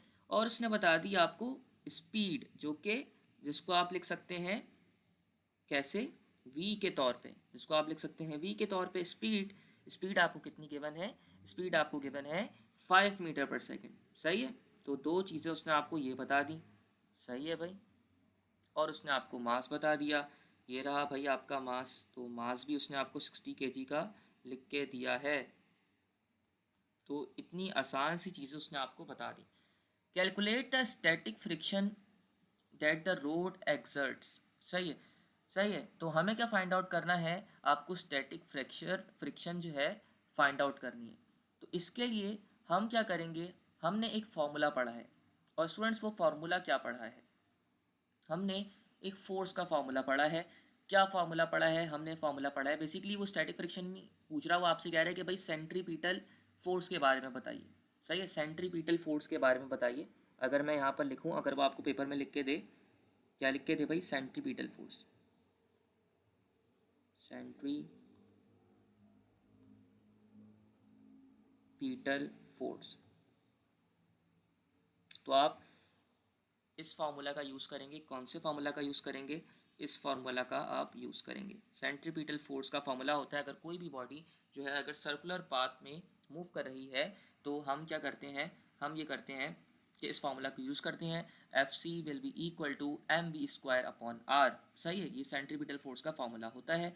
इस फार्मूला में देन वैल्यूज़ को यूज़ करेंगे, और यहाँ से हम अपने आंसर को ईजिली फाइंड आउट कर लेंगे। देख लें भाई किस तरीके से हमने इस क्वेश्चन को सॉल्व किया है। इस एग्जाम्पल को अच्छी तरीके से पढ़ लीजिएगा। सही है, नेक्स्ट क्वेश्चन पढ़ें भाई स्टूडेंट्स। नेक्स्ट क्वेश्चन क्या है, इसको देखें। स्टूडेंट्स खुद भी पढ़ा करें क्वेश्चन को, ताकि आपको ना समझ आए कि बात क्या हो रही है क्वेश्चन में। इस क्वेश्चन को ज़रा पढ़ें।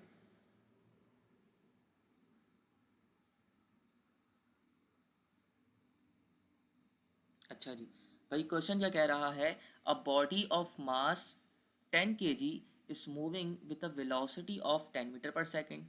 A force exerts for 5 seconds to reduce its velocity. Find, क्या करना है भाई, हमें फाइंड करना है the momentum of a body before and after the application of the force. हमें जो है बेसिकली मोमेंटम को फाइंड आउट करना है। सही है, तो क्या करेंगे भाई, सिंपल एक ये काम करेंगे, हम यहाँ पर क्या कर लेंगे, सबसे पहले जो जो गिवन है वो लिख लीजिए।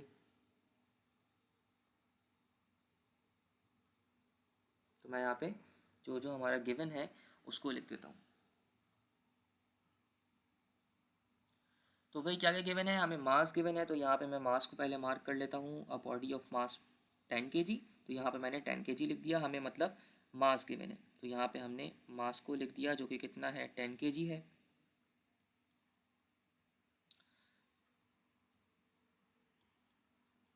भाई नेक्स्ट क्या है हमें गिवन, नेक्स्ट हमें गिवन है वेलोसिटी, तो मैंने वेलोसिटी लिख दी, कितनी है, 10 मीटर पर सेकंड है तो मैंने 10 मीटर पर सेकंड वेलोसिटी लिख दी।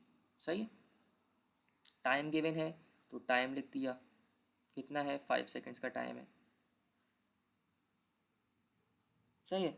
अच्छा, आपको जो है एक फोर्स है, a force for 5 seconds, time मतलब जो है एक ऐसी फोर्स जो कि 5 सेकंड्स के लिए लग रही है। सही है, जो कि उसकी वेलोसिटी को रिड्यूस कर रही है, उसको उसकी जो वेलोसिटी को जो रिड्यूस कर रही है ना, जो उसकी मतलब बाद में वेलोसिटी बन रही है, सही है, वो 2 मीटर पर सेकंड है। तो यहाँ पर अगर मैं v को लिख दूँ, अभी मुझे नहीं पता, अभी मैं एग्जाम में बैठा हूँ, मुझे समझ नहीं आ रहा स्टूडेंट्स। तो ऐसे कर रहे हैं हम लोग, सही अज्यूम कर रहे हैं कि मैं आपकी तरह एक स्टूडेंट हूँ और मैं एग्जाम में बैठा हूँ, मैं सोच रहा हूँ कि भाई मुझे दो वेलोसिटीज़ गिवन है, तो मुझे समझ नहीं आ रहा कौन सी वेलोसिटी क्या है। क्वेश्चन को पढ़ेंगे तो देन लिखेंगे, और मुझे p जो है निकालना है, लिखा हुआ है ना, find the momentum, find the momentum लिखा हुआ है, तो p को मुझे निकालना है।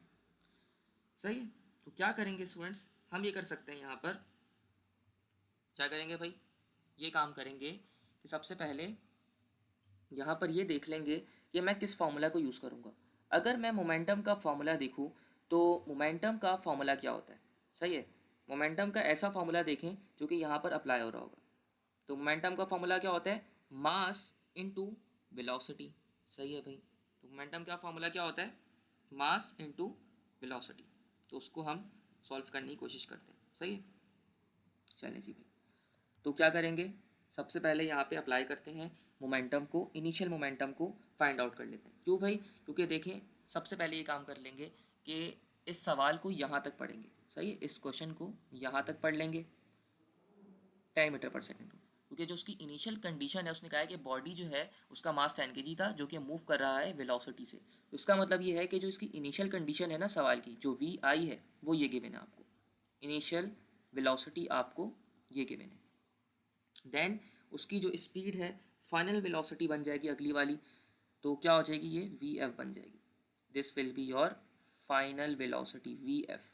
ओके, सबसे पहले क्या काम करेंगे, हम इसका इनिशियल मोमेंटम निकाल लेंगे, मतलब मोमेंटम दो दफ़ा निकलेगा इसका। Find the momentum of the body before and after, दो वर्ड्स लिखे हुए हैं ना, बिफोर एंड आफ्टर। सही है, तो देखिए मैंने आपको बताया कि जैसे सपोज करें आप एग्जाम में बैठे हुए थे, तो आपको समझ नहीं आ रहा था कि कौन सी चीज़ें क्या है, तो आपने देखा कि भाई एक चीज़ बाद में हो रही है, एक चीज़ पहले हो रही है। तो बिफोर बिफोर का मतलब है पहले और आफ्टर का मतलब है बाद में। तो आप सबसे पहले इनिशियल मोमेंटम निकाल लेंगे, पी आई। सही है, इसको नाम दे दीजिए, और मास इनटू वेलोसिटी को आप इस तरीके से लिख देंगे। सही है, मैं डायरेक्ट कर देता हूँ उसको, this will be your 10, mass into velocity का फॉर्मूला आपको पता है, इनिशियल मोमेंटम आ जाएगा आपके पास। तो इनिशियल मोमेंटम आपके पास बन जाएगा कितना, मास 10 है और इनिशियल वेलोसिटी भी 10 है। सही है, तो ये आपके पास बन जाएगा 100। सही है, जो आपके पास इनिशियल मोमेंटम है।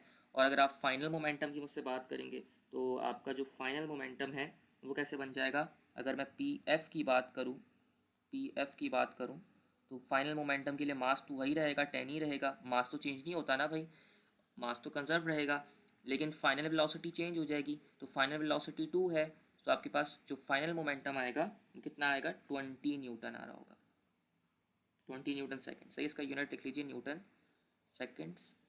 सही है, और इसको भी लिख लीजिए न्यूटन सेकेंड। सही है, this will be your answer. सही है, ये आपका एक आंसर होगा और एक आंसर आपका ये होगा। सॉरी, इसको मैंने यहाँ इस वाले को मार्क कर दिया, एक आंसर आपका हो जाएगा ये। तो ये दो आंसर आपके हो जाएंगे। सही है, मैंने आपको बता दिया, मैंने आपको सोचने पे मजबूर किया। सही है, पहले तो कि भाई क्या होगा, तो आपने आपके जहन में आया होगा, थोड़ा सा मैंने उसको स्लो करवाया ताकि आपको समझ आए कि भाई हो क्या रहा है यहाँ पे, वरना मैं डायरेक्ट सॉल्यूशन बताता ना आपको तो आपको समझ नहीं आता। मैंने इस तरीके से आपको इसका सॉल्यूशन करवाया है कि आप सपोज कर रहे हैं कि आप एग्जाम में बैठे हुए हैं और आप इस क्वेश्चन को सॉल्व कर रहे हैं। सही है, तो इस तरीके से आपको समझ आएंगी सारी चीज़ें। ओके बच्चों, क्या था, पहले सवाल के पहले पार्ट को पढ़ा, उससे हमने इनिशियल वेलोसिटी फाइंड आउट कर ली। देन जो है उसको पहचाना, मैं चीज़ों को पहचानना सिखा रहा हूँ बेसिकली आपको। देन जो है अगला हमने आफ्टर वाला पार्ट पढ़ा, तो आफ्टर वाले पार्ट में हमने ये देखा कि भाई फाइनल वेलोसिटी जो है वो 2 मीटर पर सेकेंड है। देन हमने मोमेंटम का फॉर्मूला यूज़ करके ईजिली अपने क्वेश्चन को सॉल्व कर लिया। सही है भाई, नेक्स्ट को देख लेते हैं अब हम। ये प्रॉब्लम नंबर 7 है जो कि आपकी बुक से ली गई है।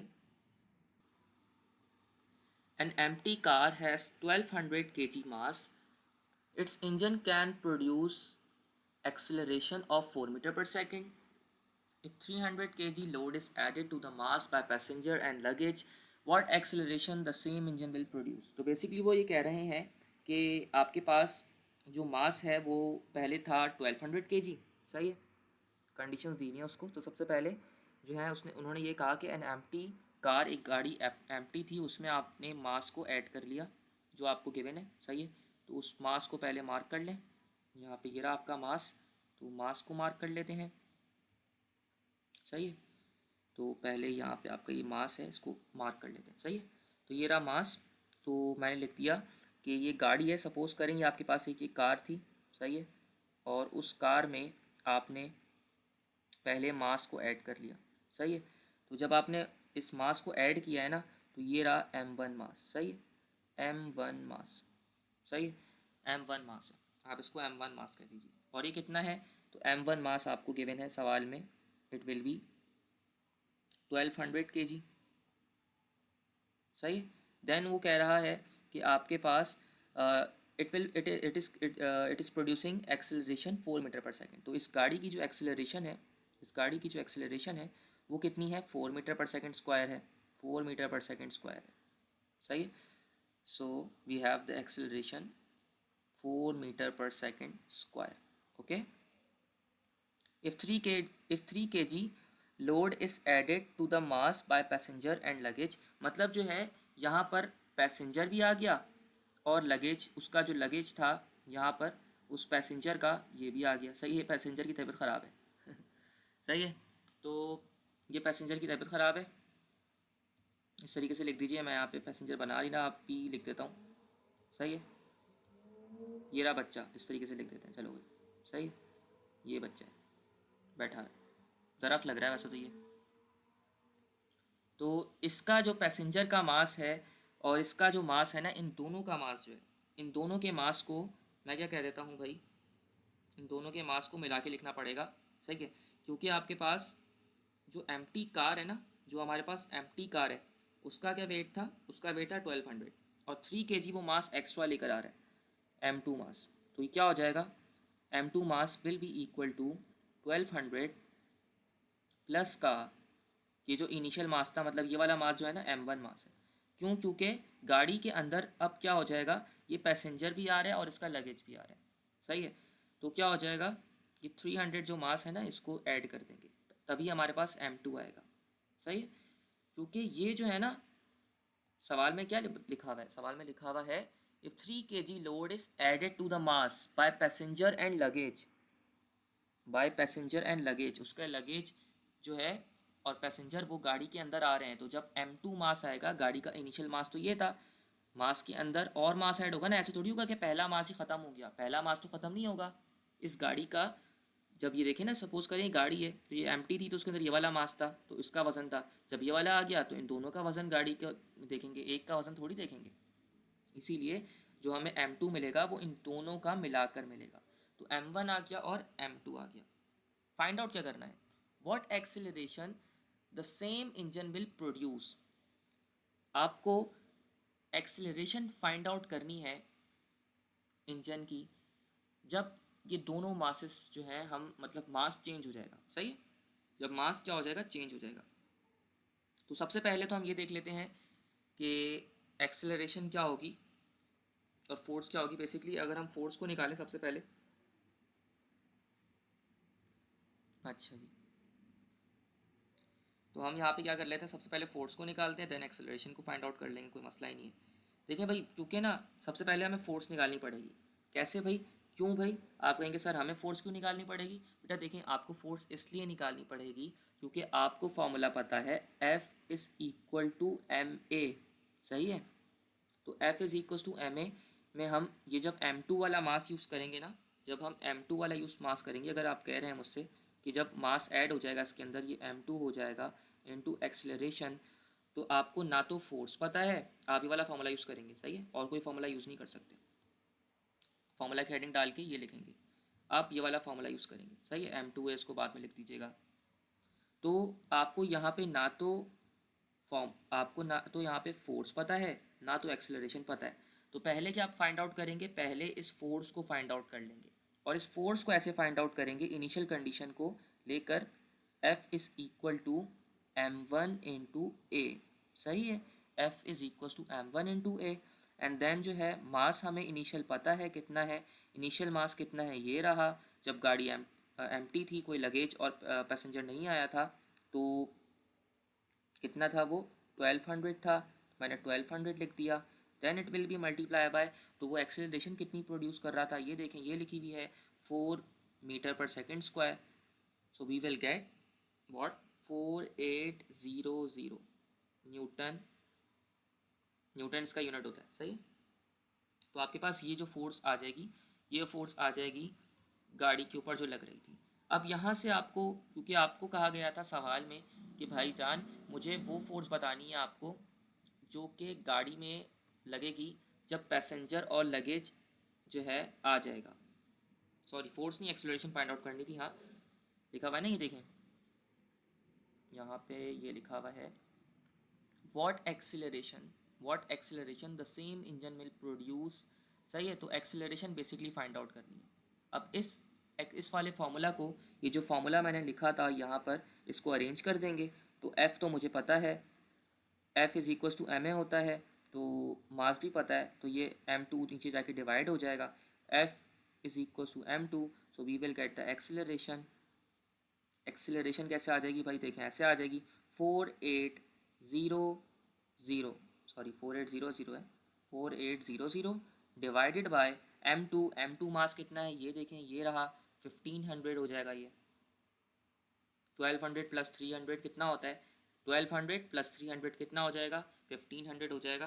तो इसको सॉल्व करें तो क्या आंसर आएगा भाई, आपके पास आंसर आ जाएगा इसका 3.2 आएगा इसका आंसर। चेक कर लेते हैं अगेन, 4800 डिवाइडेड बाय 1500, सो आपके पास आएगा 3.2। यस, तो 3.2 विल बी योर आंसर। और यूनिट को अप्लाई कर देते हैं। यूनिट क्या होगा भाई, मीटर पर सेकंड स्क्वायर होगा। तो यूनिट लाजमी लिखना है। देखिए स्टूडेंट्स, डायरेक्ट करवाया है आपको पेपर में।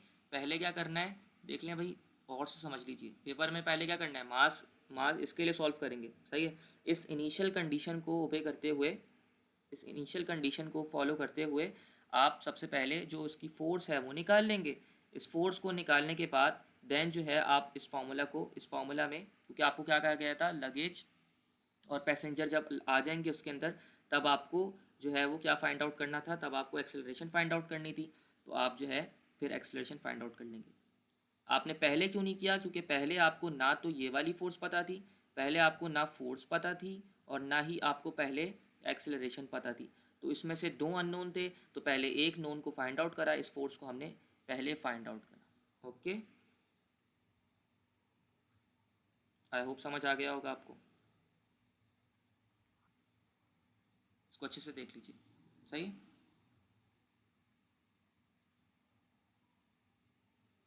अच्छा जी भाई, नेक्स्ट क्वेश्चन पढ़ें। A car is running at a circular part of highway having about 100 metre radius. Okay, इसकी डायग्राम ज़रूर बनानी है आपको और डायग्राम को समझना है।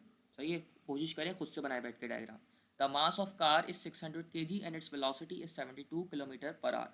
Find the centripetal force exerted by the car and centripetal acceleration of the car. Centripetal force का तो ऊपर बच्चों को मैंने फॉर्मूला बताया था स्टूडेंट्स को, ये देखें भाई, यही वाला फॉर्मूला यहाँ पे अप्लाई हो रहा होगा, F C is equal to M V square upon R. तो सेंट्रीपिटल फोर्स का तो यही फॉर्मूला अप्लाई करेंगे। सही है, और centripetal acceleration find out आपको करने का कहा है, तो उसके लिए मैं अभी आपको फॉर्मूला बता दूंगा, तो वो भी आप इजीली उसको अभी समझ जाएंगे। सही है भाई, तो उसको देख लेते हैं। तो पहले तो ये डेटा बनाए इसका अच्छे तरीके से। डेटा क्या होगा, उसको मैं रिमूव कर देता हूँ, इसको कर देते हैं हम रिमूव, देख लीजिएगा। ओके भाई,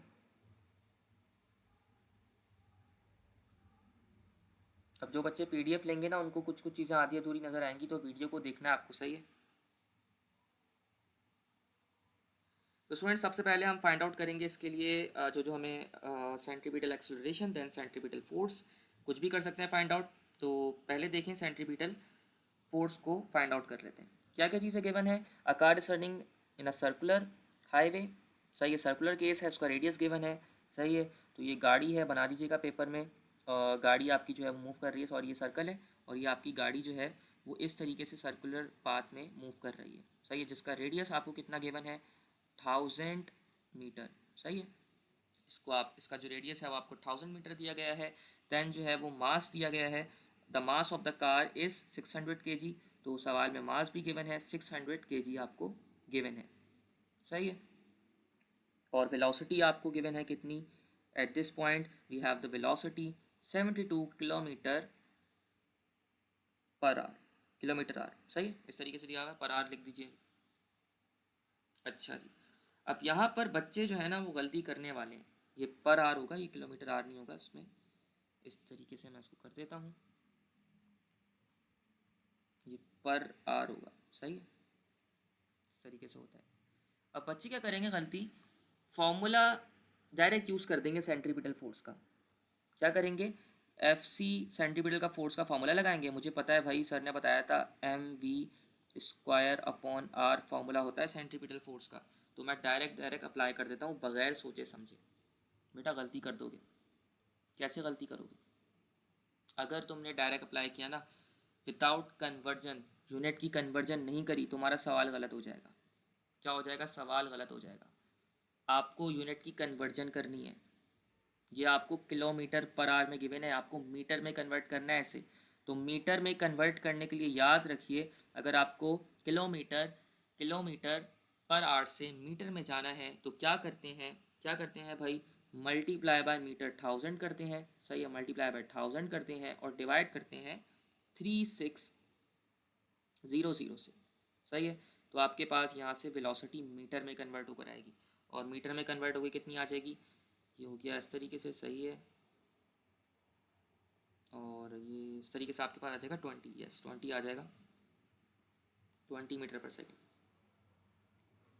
this will be your velocity. तो वेलोसिटी जो आपके पास आ रही है वो 20 मीटर पर सेकेंड आ रही है, सही है। तो अब आप इसको यूज़ करेंगे। अगर आप वरना विदाउट कन्वर्जन यूनिट्स को यूज़ करते तो आपके पास गलत आंसर आता। तो अब आप 600 लिखेंगे यहाँ पे, जो चीज़ें आपको गिवन है उनको यूज़ कर लेंगे, तो 20 का स्क्वायर हो जाएगा, रेडियस आपको 1000 गिवन है। तो सॉल्व करके देख लेता हूँ अपने पास क्या आ रहा होगा भाई। इसका जो आंसर है, आंसर इसका आएगा मेरे पास, क्या मास गिवन है मुझे और एक्सेलरेशन गिवन है? अच्छा, सेंट्रीपिटल फोर्स कितनी आ जाएगी मेरे पास? मास मुझे 600 गिवन है, तो मैं इसको सॉल्व कर लेता हूँ। 600 मल्टीप्लाई बाय 20 का स्क्वायर एंड देन 1000, तो आपके पास आ जाएगा 240, सही है। तो ये आपके पास आ जाएगी 240 न्यूटन की फोर्स आ जाएगी, सही है। सेंटीपिटल फोर्स का यूनिट क्या होता है? न्यूटन होता है। देन अब क्या फाइंड आउट करना है? सेंट्रीपिटल एक्सेलरेशन को फाइंड आउट करना है। याद रखिए सेंट्रीपिटल एक्सेलरेशन का अब आपको मैं फॉर्मूला बता रहा हूँ। सेंट्रीपिटल एक्सेलरेशन का क्या फॉर्मूला होता है? सेंट्रीपिटल एक्सेलरेशन का फॉर्मूला होता है क्या भाई? ये होता है, सेंट्रीपिटल फोर्स का क्या फॉर्मूला होता है? याद रख लीजिए भाई, हमारे पास होता है V square upon R, V square upon R, सही है। इसको आपको याद रखना है सेंटीपिटल एक्सेलरेशन का। तो वी स्क्वायर हमारे पास वी क्या था? 20 था, तो 20 का स्क्वायर अपॉन आर। जब सॉल्व करेंगे तो क्या आएगा? 20 का स्क्वायर अपॉन आर, तो ये हो जाएगा हमारा 20 का square divided by R. R कितना था? 1000 था, तो बेसिकली आपके पास आ जाएगा ये 0.4। तो 0.4 आपके पास इसका आंसर आ रहा होगा सेंट्रीपिटल एक्सेलरेशन का, 0.4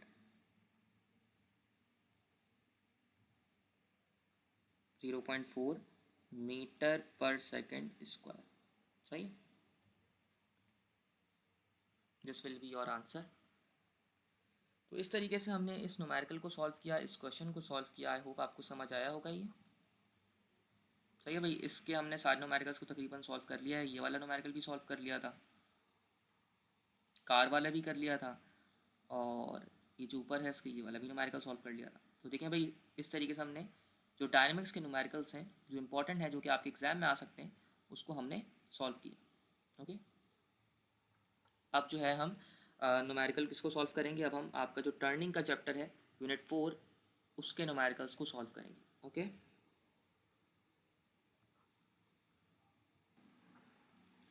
Students, now we are solving chapter number 4 numericals turning effect of the forces. सही है भाई. तो इसके जो numerical based questions हैं हम इनको solve करेंगे. Students, इससे पहले आपको ये समझना है कि भाई ये दो फार्मूलाज जो मैंने आप लोगों के साथ लिखे हैं ना, रिजल्टेंट फोर्स का एक फार्मूला है और एक एंगल निकालने का फार्मूला है. इसको समझना है. ये एफ जो फार्मूला है बेसिकली ये रिजल्टेंट फोर्स का फार्मूला होता है. सही है. F R will be equal to F X square. सही है. ये फोर्स का एक्स कंपोनेंट होता है और प्लस का एफ वाई का होल स्क्वायर. सही है. बेसिकली ये फार्मूला होता है रिजल्टेंट फोर्स निकालने का. अगर आपको कभी भी कहा गया है कि रिजल्टेंट फोर्स फाइंड आउट करनी है तो F X square component plus का under root F X square component. सही है. प्लस का एफ वाई स्क्वायर का कंपोनेंट. उन दोनों को हम ऐड करेंगे फिर उसका अंडर रूट ले लेते हैं तो ये हमारे पास रिजल्टेंट फोर्स निकल कर आ रही होती है. सही है. तो उसको याद रखना है. दैन ये वाला जो फार्मूला है ये हमारे पास थीटा का फार्मूला है. थीटा मतलब एंगल फाइंड आउट करना है. कभी भी अगर एंगल फाइंड आउट करना है तो उसके लिए हम करते हैं tangent inverse of F Y force का जो वाई कंपोनेंट है डिवाइडेड बाय फोर्स का एक्स कंपोनेंट. सही है. तो ये दो फार्मूलास आपको याद रख लेने हैं. लिख दिए हैं मैंने. अच्छा जी भाई. अब देखते हैं सवाल को. जो सवाल है क्योंकि सवाल आपसे पेपर में पूछा जाएगा, हो सकता है ये जो आपको मैंने बताया ये एमसीक्यू में पूछ लिया जाए क्योंकि ये अप्लाई तो बेसिकली ये चीज़ें जो होती हैं ना आपके पास होती हैं किसमें, न्यूमेरिकल में. अच्छा स्टूडेंट्स, एक छोटी सी और बात याद रख लीजिए, बिल्कुल बेसिक सी है. आपके पास जो एक्स एक्सिस और वाई तो आपको पता होगा, अगर नहीं पता तो याद रख लीजिए. आपकी ये जो एक्सिस होती है ये एक्स एक्सिस होती है और ये जो एक्सिस होती है ये वाई एक्सिस होती है. सही है. ये तो आपको पता ही होगा. अच्छा जी, अब क्वेश्चन देखते हैं. 3 forces 12 Newton along x axis. Along x axis मतलब एक तीन फोर्सेस हैं. पहले तो वो कह रहा है कि आपको 3 फोर्सेस ना मैंने सवाल में दे दी है. क्या बोल रहा है? वो कह रहा है कि 3 फोर्सेस हैं. 3 forces 12 Newton along x axis मतलब ये है कि जो आपकी 12 न्यूटन वाली फोर्स है वो एक्स एक्सिस के अलॉन्ग है और F1 उसको नाम दे दूंगा मैं. और उसका जो एंगल है, एंगल नहीं, उसका जो मैग्नीट्यूड है उस फोर्स का वो 12 न्यूटन है. सही है. 8 newton making an angle of 45 degree. Then वो कह रहा है कि आपके पास एक और फोर्स है, एक और फोर्स है और उसका एंगल कितना है, उसका एंगल 45 डिग्री है और उसका जो मैग्नीट्यूड है ना, उसने देखो आपको ये लिख के दिया है कि जो अगली फोर्स है जो कि 8 न्यूटन वाली फोर्स है, 8 न्यूटन वाली फोर्स है, उसका जो मैग्नीट्यूड है वो कितना है, 8 न्यूटन है. और वो जो एंगल बना रहा है ना, जो थीटा बना रहा है, थीटा 2 कहा जाएगा क्योंकि ये F2 फोर्स है, वो एंगल कितना है, वो एंगल है 45 डिग्री. पहले जो गिवन है उसको लिख रहा हूँ मैं. देन वो कह रहा है कि एक वाई एक्सिस वाली मेरी and 8 newton along Y axis, तो F3 है, उसका जो मैग्नीट्यूड है वो भी बता दिया, वो भी 8 न्यूटन है. उसने कहा वो भी 8 न्यूटन है और जो उसका थीटा है वो कितना है, वो कितना है. अभी आपको ये दो थीटा नहीं पता, थीटा 1 नहीं पता और थीटा ये दो थीटा आप अभी बताऊंगा, आपकी ऑब्जर्वेशन से आपको पता चल जाएंगे. देखना अभी आपको, आप सोच रहे हैं कि बैठे हुए कि दो थीटा कौन से हैं. तो भाई स्टूडेंट्स याद रखिएगा भाई. देखिए वाई एक्सिस उसने तुम्हें लिख के दिया, उसने आपको क्या लिख के दिया, वाई एक्सिस लिख के दिया सवाल में, along Y axis. Y axis कैसे होती है, ऐसे होती है. वाई एक्सिस कैसा एंगल बनाएगी, अगर आपको देखें फोर्स का तो एक्स एक्सिस से जो वाई एक्सिस एंगल बनाएगी वो 90 डिग्री का बनाएगी. कितना, 90 डिग्री का. तो यहाँ पे जो थीटा 3 हो जाएगा वो 90 हो जाएगा क्योंकि देखें जो वाई एक्सिस वाली बात जहाँ पर हो रही है, जहाँ पर बात हो रही है वाई एक्सिस वाली, वहाँ पर क्योंकि वाई एक्सिस तो एक्स एक्सिस से 90 डिग्री का एंगल बना रहा है तो यहाँ पे मैंने थीटा 3 जो लिख दिया वो 90 डिग्री लिख दिया. अब बात रह गई पहले एंगल की, थीटा 1 की, क्योंकि आपको वो उसने लिख के नहीं दिया था पेपर में. अब देखें ये एक्स एक्सिस से एक्स एक्सिस का एंगल कितना होगा भाई, ये भी एक्स एक्सिस है और ये भी एक्स एक्सिस है. तो एक्स एक्सिस पे एक फोर्स लग रही है ना, तो उस फोर्स का एक्स एक्सिस से एंगल क्या होगा, ये वाला. तो ये 0 डिग्री होगा ना भाई, theta will be equal to 0 degree. तो ये एंगल तो 0 होगा, तो यहाँ पर मैं लिख दूंगा 0 डिग्री. ये वाला आपका एंगल हो जाएगा 0 डिग्री. सही है. तो एंगल पहचानने आने चाहिए, मैंने आपको बता दिया. शॉर्ट ट्रिक क्या है याद रखने की, देखें भाई शॉर्ट ट्रिक ये है इस क्वेश्चन को याद रखने की, इस न्यूमेरिकल, ऐसे न्यूमेरिकल को याद रखने की शॉर्ट ट्रिक को याद रख लीजिए, हमेशा याद रखेंगे. देखें भाई, उसने आपको कहा एक्स एक्सिस का जो एंगल होता है ना, अगर आपका एक्स एक्सिस है और उसने आपको नहीं लिख के दिया सवाल में, तो याद रखिएगा एक्स एक्सिस का जो एंगल फिर बनेगा ना, एक्स एक्सिस का जो एक्स एक्सिस का एंगल अगर उसने सवाल में नहीं लिख के दिया, तो आप क्या काम लेंगे, एक्स एक्सिस का एंगल क्या लेंगे, 0 डिग्री ले लेंगे। कितना ले लेंगे, थीटा ले लेंगे, 0 डिग्री। सही है। देन उसने सवाल में आपको बोला होगा कि वाई एक्सिस, याद रखिएगा वाई एक्सिस का जो हमेशा एंगल बनता है ना किसी न किसी चीज़ से, वो कितना बनता है, 90 डिग्री का बन रहा होगा। कितना, 90 डिग्री का। सही है। अभी मैं आपकी आपकी बुक के मुताबिक आपको इन्फॉर्मेशन दे रहा हूँ, आगे आप जाके जब बड़े हो जाते हैं तो फिर तो एंगल पता नहीं कौन कौन से बन रहे होते हैं। सही है। अभी आप छोटे हैं तो आप ये याद रखना है आपको कि भाई कौन सा एंगल जो मेरी किताब में दिया गया है वो क्या है। सही है। तो यहाँ पर अभी 90 डिग्री बन रहा होगा, जहाँ भी आपकी बुक में आपको ये चीज़ बताई जाएगी। सही है। अगर नहीं दिया हुआ, अगर दिया गया है तो फिर आप एंगल लेंगे। और एक चीज़ आपको दी जाएगी, एक्स एक्सिस से कोई ना कोई एंगल बन रहा होगा। सही है। तो वो आप अपने हिसाब से, जैसे यहाँ पे 45 दिया गया था तो वो लिख लेंगे।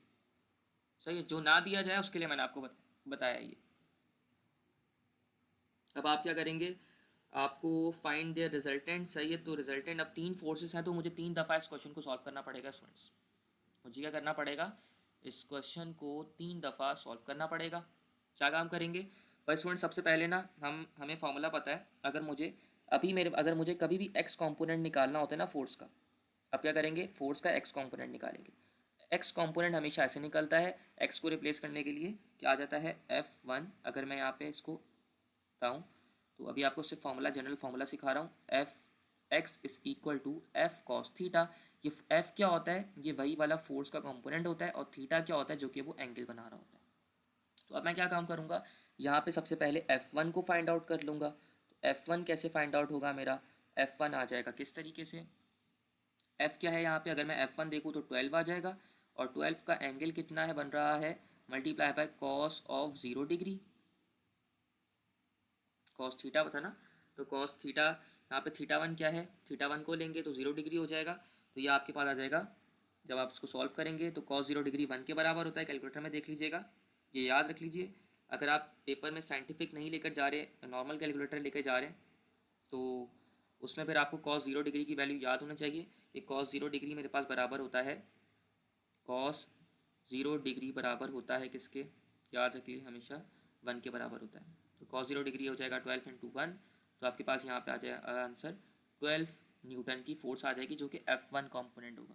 देन क्या काम करेंगे, F2 कंपोनेंट निकाल लेंगे। F2 फोर्स भी तो लग रही है ना, तो F2 फोर्स के लिए भी वही काम करेंगे, 8 into cos of 90, sorry cos of 45 degree. Cos of 45 degree करेंगे तो कॉस 45 डिग्री याद रख लीजिए 0.70 के बराबर होता है, 0.707 के। तो ये 8 मल्टीप्लाई बाय 0.707 हो जाएगा। और ये आपके पास जब आप इसको सॉल्व करेंगे तो 5.57 आ रहा होगा, तो अप्रॉक्स 5.6 ही ले लेते हैं, 5.6 न्यूटन। सही है। ये इस तरीके से आ जाएगा। देन F3 कंपोनेंट निकालना है अब मुझे, तो F3 कंपोनेंट कैसे निकलेगा भाई, इसको पहले मैं नीचे कर देता हूँ। सही है। मेरा F3 कंपोनेंट कैसे निकलेगा, तो F3 मेरा कंपोनेंट निकलेगा इस तरीके से।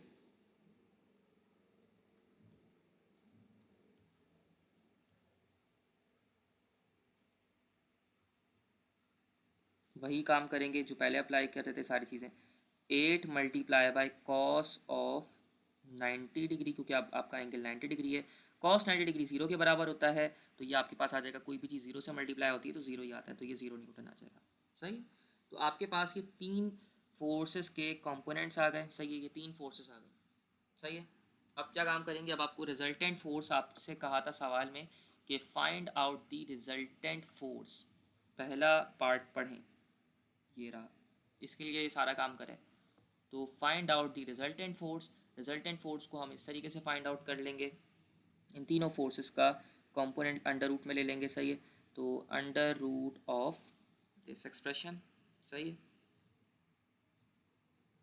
पहले इन तीनों को ऐड कर लेते हैं, एक काम करते हैं, पहले इन तीनों को ना ऐड कर लेंगे। सॉरी, पहले y तो हमने निकालना नहीं है, पहले अब तो हमें y निकालना पड़ेगा, तो y भी निकालना है। स्टूडेंट्स ये न्यूमेरिकल बड़ा है लेकिन ईजी है, इस पैटर्न पे चलिएगा। अभी हम Fy निकाल लेते हैं, देन मैं एक साथ ही कर दूंगा इसको, सही है। अभी यहाँ पर हम एफ वाई निकाल लेते हैं इसका ना। अब इसी तरीके से हम साइन थीटा के लिए करेंगे, ये जो बस एफ वाई कॉम्पोनेंट है ना, उसके लिए सिंपल ये काम करेंगे कि ये वाला फॉर्मूला यूज़ करेंगे। अगर एफ वाई आता है कभी भी हमारे पास तो एफ इंटू साइन थीटा आ जाता है, सही, इस तरीके से हो जाएगा। और अब यहाँ पे क्या काम करेंगे, वही काम कर रहे होंगे सिंपल, कि जो साइन वाली चीज़ें होंगी, मैं पहले इसको ज़रा नीचे कर देता हूँ, सही है, ये तो साथ ही रिप्लेस हो जाएगा क्योंकि न्यूमेरिकल जो है ना ये बड़ा हो रहा है थोड़ा हमारा, सही। इसको हम फिर बाद में देख लेंगे।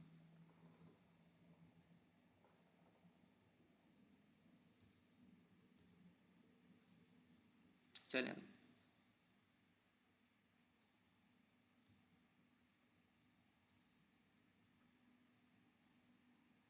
ये हो जाएगा हमारे पास एफ वाई कॉम्पोनेंट, सही है। एफ वाई के लिए हम सॉल्व कर रहे हैं, F Y will be equal to, क्या बताया था, एफ साइन थीटा, सही है। अब आप इसको एफ वन के लिए सॉल्व कर लीजिए, तो ये हो जाएगा F will be equal to F one, तो फोर्स के जो कंपोनेंट्स हैं वाई कंपोनेंट्स के लिए, F one sine theta, F one मेरे पास 12 था, साइन कितना था, साइन 0 डिग्री, तो साइन 0 डिग्री किसके बराबर होता है, 0 के ही बराबर होता है, तो multiply by 0, it will be equal to, इसको एफ वाई वन कह दीजिए, सही है। और इसको एफ एक्स के नाम दे दीजिए, इसको ये एक्स एक्स के कंपोनेंट्स हैं ना ये, तो मैं इसको एक्स के नाम दे देता हूँ, वो ना एक्स एक्स लिख दीजिएगा यहाँ पे, इसको सही, जहाँ पर एक्स लिख दीजिएगा क्योंकि एक्स के कंपोनेंट्स है ना ये, बाद में आपको थोड़ा सा मसला हो जाएगा, इसलिए मैंने कहा कि लिख ही देते हैं। तो एफ वाई वन हो जाएगा ये, तो ये आपके पास आ जाएगा 0। इसी तरीके से आपके पास एफ वाई टू आएगा, एफ वाई टू क्या आ जाएगा, साइन जब आप सॉल्व करेंगे तो साइन 45 डिग्री के लिए सॉल्व करेंगे, तो एफ वाई टू क्या आ जाएगा आपके पास, ये बराबर होता है 0.707 के, तो ये आपके पास अप्रॉक्स आ जाएगा 5.6 न्यूटन, 5.6 न्यूटन, सही। और फिर आप फर्दर इसको जब सॉल्व करेंगे तो आपके पास आ रहा होगा एफ वाई थ्री, क्योंकि तीसरी फोर्स है, बहुत बड़ा न्यूमेरिकल है स्टूडेंट्स ये, 8 × 1, क्योंकि साइन जो है मेरे पास बराबर होता है साइन 90 डिग्री 1 के, साइन 90 डिग्री 1 के बराबर होता है, सही है, इसको याद रखना है, साइन 90 डिग्री जो बराबर होता है वो 1 के बराबर होता है, तो यहाँ पे आपके पास आ जाएगा 8 न्यूटन। तो ये जो है आपके पास, ये तीन जो है ना, तीन कंपोनेंट्स की तीन फोर्सेस आ गई हैं, सही है। मतलब इसके जो तीन फोर्सेस हैं एक्स और वाई की, जो तीन फोर्सेस लग रही थी, सही है, उनके वाई पे और एक्स पे ये एक्सप्रेशन आ रहे हैं, सही है। मैं यहाँ पे इनको मार्क कर देता हूँ, ये रहा 12 न्यूटन हो गया, एक 5.6 आया और एक ये 0 है, सही है। तो हमने जो है ना ये लिख लिया है जो जो हमारा हमें मिला है। अब क्या करेंगे भाई, अगली चीज़ जो हमसे फाइंड आउट फाइनली पूछी गई है उसको फाइंड आउट कर लेंगे।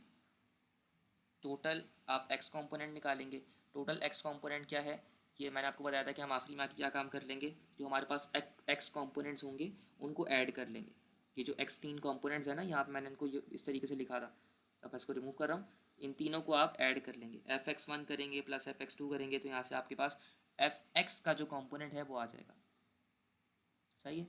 तो क्या काम करेंगे, आपको जब अगर x F x find out करना है तो एफ एक्स फाइंड आउट करने के लिए आप क्या करेंगे, एफ वन एक्स करेंगे प्लस का एफ एक्स वन कह दीजिए, मैंने अभी यहाँ पे ऊपर जो नाम दिया था वो एक्स वन दे दीजिए, प्लस का एफ टू एक्स दे दीजिए, सॉरी एफ टू एक्स लिख रहा हूँ मैं, एक्स टू,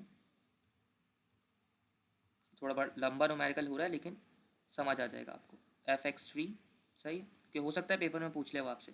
तो इन तीनों को ऐड कर देंगे, ऊपर वालों को, इन तीनों को जो ऊपर वाले हैं, ये जो मैंने मार्क किए हुए हैं, सही है, इन तीनों को ऐड कर दें, तो आपके पास कितना आ जाएगा, 17.6 आ जाएगा, सही है। इन तीनों को ऐड कर देंगे, 12 को प्लस 5.6 को प्लस 0 को, तो आपके पास यहाँ पर आ रहा होगा कितना,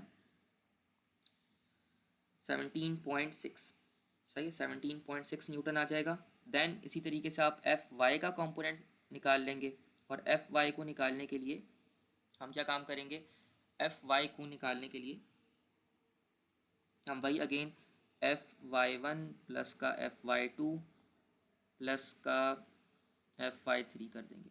तो इन तीनों को ऐड कर दें तो इसका क्या आएगा भाई आंसर, ये बार बार थोड़ा सा मिस्टेक कर रहा है, प्लस का एफ वाई थ्री।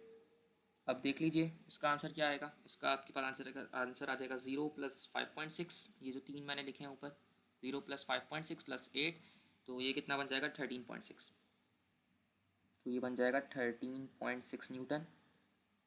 तो अब आपके पास ये आ गया एफ एक्स और एफ वाई कॉम्पोनेंट आ गया, सही है। तो उसको मार्क कर देते हैं, ये आ गया भाई और ये आ गया। अब रिजल्टेंट फोर्स फाइंड आउट करनी है। ये आपके पास दो चीज़ें आ गई थी, ये 17.6 आ गया और ये आ गया, मतलब आपके पास एफ एक्स आ गया और एफ वाई आ गया। अब आप रिजल्टेंट फोर्स फाइंड आउट करेंगे, जो मैं पहले कह रहा था ना कि डायरेक्ट कर देंगे, वो इस तरीके से तीनों को करके फाइंड आउट करेंगे, सही है।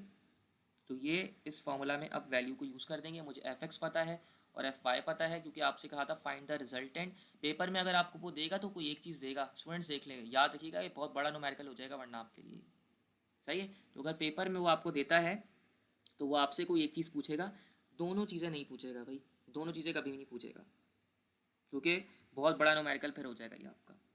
तो अब लिख लीजिए भाई, final force will be equal to, इन दोनों का मैग्नीट्यूड ले लीजिए, 17.6 का होल स्क्वायर, सही है, इसका स्क्वायर ले लीजिए, प्लस का 13.6 का होल स्क्वायर।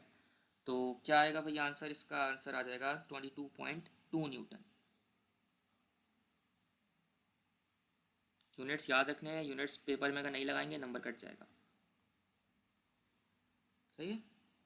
तो उसका आंसर ये आ रहा होगा। अब आपको क्या कहा गया है, उसने कुछ और मांगा है, देख लेते हैं भाई। उसने कहा है फाइंड द डायरेक्शन, तो मतलब फाइंड द डायरेक्शन का मतलब क्या है कि जो पार्ट बी है ना, इसका डायरेक्शन का मतलब है थीटा, तो थीटा फाइंड आउट करना है। थीटा के लिए ऊपर फॉर्मूला अभी दिखाया था, और वो क्या दिखाया था, वो ये दिखाया था, थीटा कभी भी फाइंड आउट करना होगा तो क्या करेंगे, theta tangent inverse of F Y force कितनी है मेरे पास, F Y upon F X करेंगे, सही है, यही काम करेंगे। अब यहाँ पे अगर मैं वैल्यूज़ को डायरेक्ट यूज़ करूँ तो एफ वाई फोर्स कितनी है मेरे पास, एफ वाई 13.6 आई थी, इसका जो मैग्नीट्यूड आया था वो 13.6 आया था एफ वाई फोर्स का, और ये वाली जो एफ एक्स फोर्स आई थी वो 17.6 आई थी। तो अगर इसी को हम सॉल्व करें लेकर, तो थीटा कितना आ जाएगा आपके पास, थीटा आ जाएगा कितना, अगर वैल्यूज़ को यूज़ करें डायरेक्ट, मैं कैलकुलेटर से यूज़ कर रहा हूँ, आप भी यूज़ कर लीजिएगा, तो ये आपके पास आएगा यस 37.7, 37.7 कह दें, 37.5 कह दें डिग्री, सही। तो ये आपके पास आंसर आ जाएगा इसका direction. So this will be your answer. ये 37.5 है, सही है, वो नहीं है ये, क्या कहते हैं बच्चे समझेंगे कि 37 पॉइंट कुछ और है, 37.5 आंसर है इसका, 5 डिग्री। ओके, तो ये दो जो आपसे पूछे गए थे उसका आंसर ये है। आई होप समझ गए होंगे। ओके, सो स्टूडेंट्स ये क्वेश्चन है, a uniform metre rule is balanced at the 30 centimetre mark when a load of 0.80 newton is hang at the zero mark, सही है। At what point on the rule is the centre of gravity of the rule, calculate the weight of the rule. Students ये क्या लिखा हुआ है और क्या question है, तो स्टूडेंट्स याद रखें भाई, सबसे पहले तो ना अगर ऐसा क्वेश्चन आ जाए तो डायग्राम बनाएं। देखिए भाई क्या बताया था, डायग्राम बहुत ज़रूरी होती है, तो डायग्राम बना लें। ये हमारे पास एक रूलर है, सही है, ये रहा रूलर, सही है। इसको बड़ा बना लेता हूँ मैं थोड़ा रूलर को, ताकि ना आपको अच्छे तरीके से समझ आए। ये रहा रूलर, सही है, और इस रूलर में जो है वो मार्किंग हुई हुई है, इस तरीके से मार्किंग हुई हुई है, किसी न किसी किस्म से मार्किंग हुई हुई है, कोई ना कोई मार्किंग हुई हुई है इस तरीके से, सही, इस तरीके से।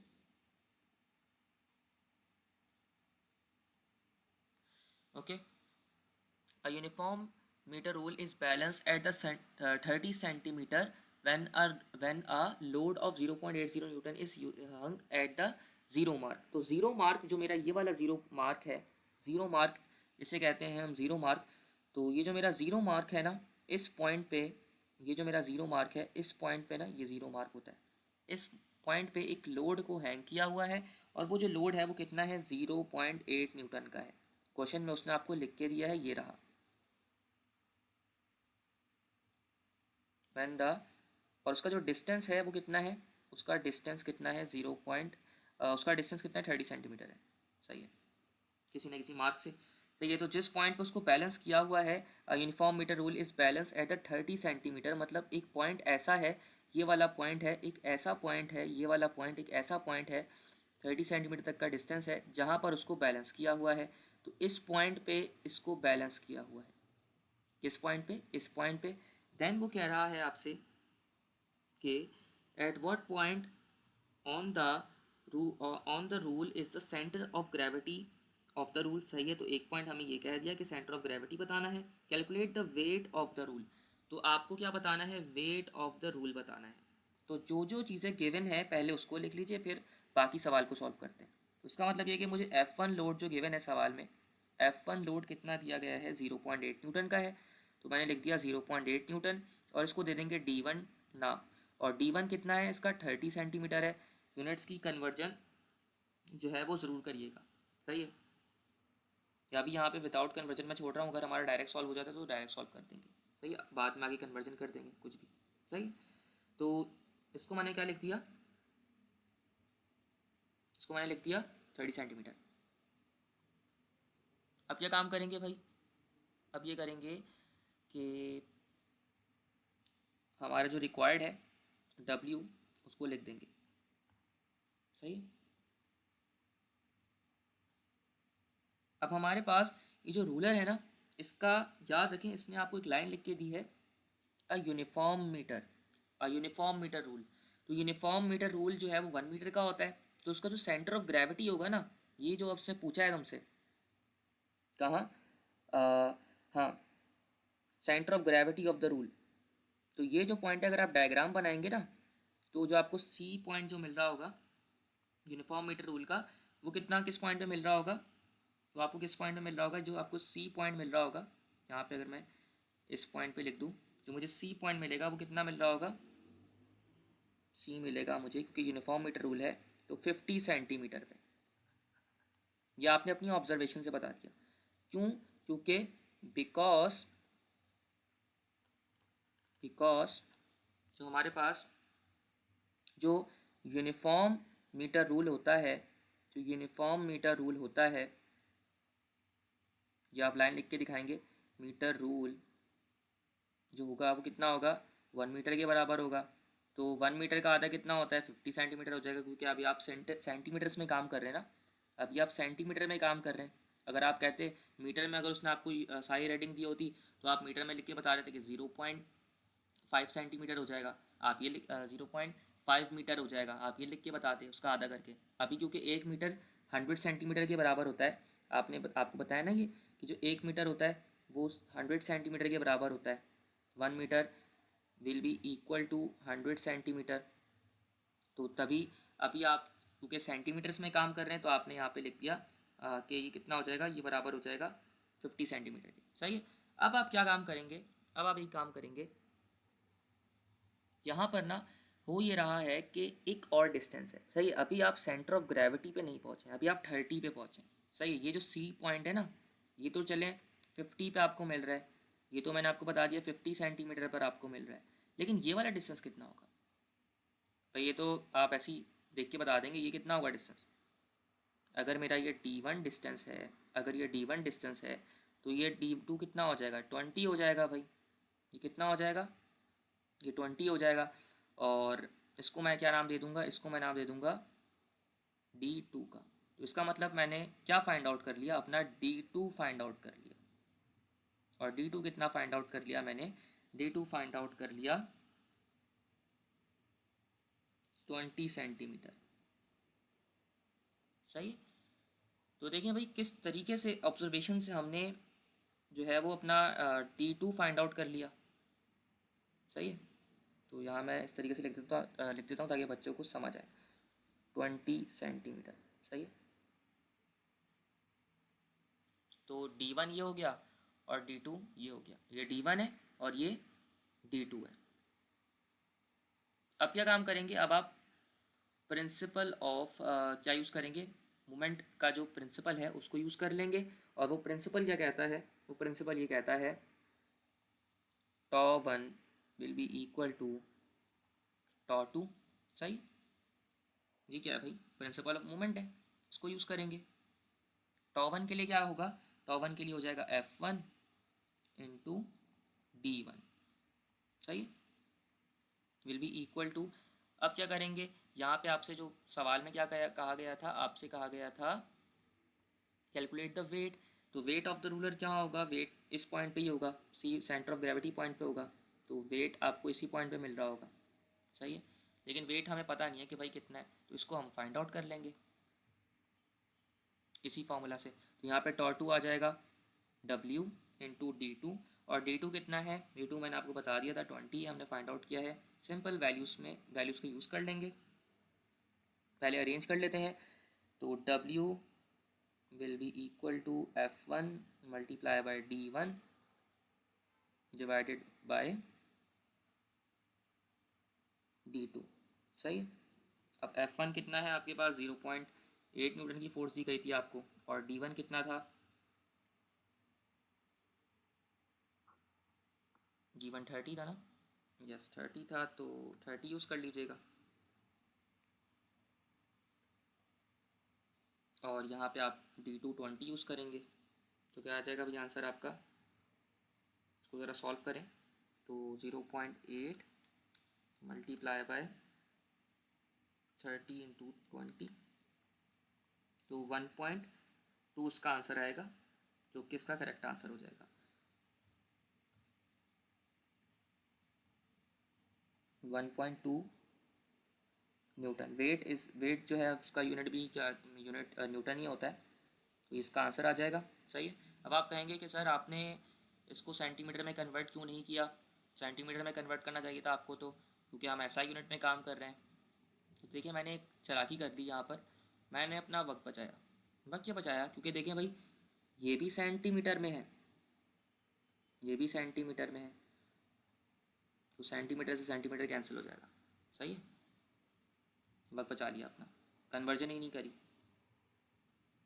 कि आना तो यूनिट न्यूटन ही है, इसका फोर्स का यूनिट आना है, ये वाला इसका यूनिट आना है।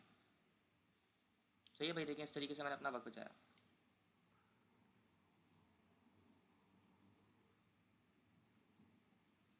सही है स्टूडेंट्स, तो अब हम अगले न्यूमेरिकल को देखते हैं। अगला न्यूमेरिकल क्या कह रहा है भाई हमसे, अगला न्यूमेरिकल पढ़ लेंगे, जो हमने शुरू के जो न्यूमेरिकल था उसको हमने लास्ट में कर दिया था। बहुत ईजी है, इसको आप खुद सॉल्व कर लेंगे। जस्ट आपको ये बता देता हूँ कि कैसे सॉल्व करना है। A gardener is driving a lawn mower with a force of 80 Newton, making an angle of 40 degree with the ground. Find its horizontal component and its vertical component. बहुत ही easy, horizontal component x component, और इसका y component vertical component इसका y component. F x कैसे find out करेंगे, F x find out करेंगे, ऊपर वाला सवाल सीखा था, तो ये हो जाएगा f into cos of theta. और एफ वाई कैसे फाइंड आउट करेंगे, f into sine of theta. Values given है, फोर्स का कंपोनेंट, फोर्स की वैल्यू कितनी गिवन है, फोर्स की वैल्यू 80 न्यूटन है। तो क्या करेंगे, एफ एक्स फाइंड आउट कर लेंगे। कैसे, एफ एक्स फाइंड आउट हो जाएगा 80 मल्टीप्लाई बाय एंगल कितना गिवन है 40 डिग्री, तो 80 multiply by cos of 40 degree कितना आता है भैया, 61.2 न्यूटन आएगा इसका आंसर। और एफ वाई कितना आता है, एफ आई आ जाएगा आपका 80 multiply by sine of 40 degree, तो ये आपके पास आ जाएगा कितना, ये डायरेक्ट सॉल्व करते हैं, बहुत ईजी सा न्यूमेरिकल था, 51.36 न्यूटन। सही, तो इतना इजी न्यूमेरिकल था स्टूडेंट्स, देखिए हमने इसको सॉल्व कर लिया डायरेक्ट, बगैर जो है कुछ सोचे समझे। तो देखें अगर ऊपर वाला न्यूमेरिकल करा था, तो देखो कितना आसानी से ये न्यूमेरिकल हमने सॉल्व कर लिया। सही है, तो ये आई गेस आपके पेपर में आ सकता है। इसके ऊपर मैं लिख देता हूँ भाई, ये मोस्ट एक्सपेक्टेड क्वेश्चन है पास पेपर का, प्लस पास्ट, ये पास पेपर में भी आ चुका है आपके। सही है, और ये एक्सपेक्टेड भी है।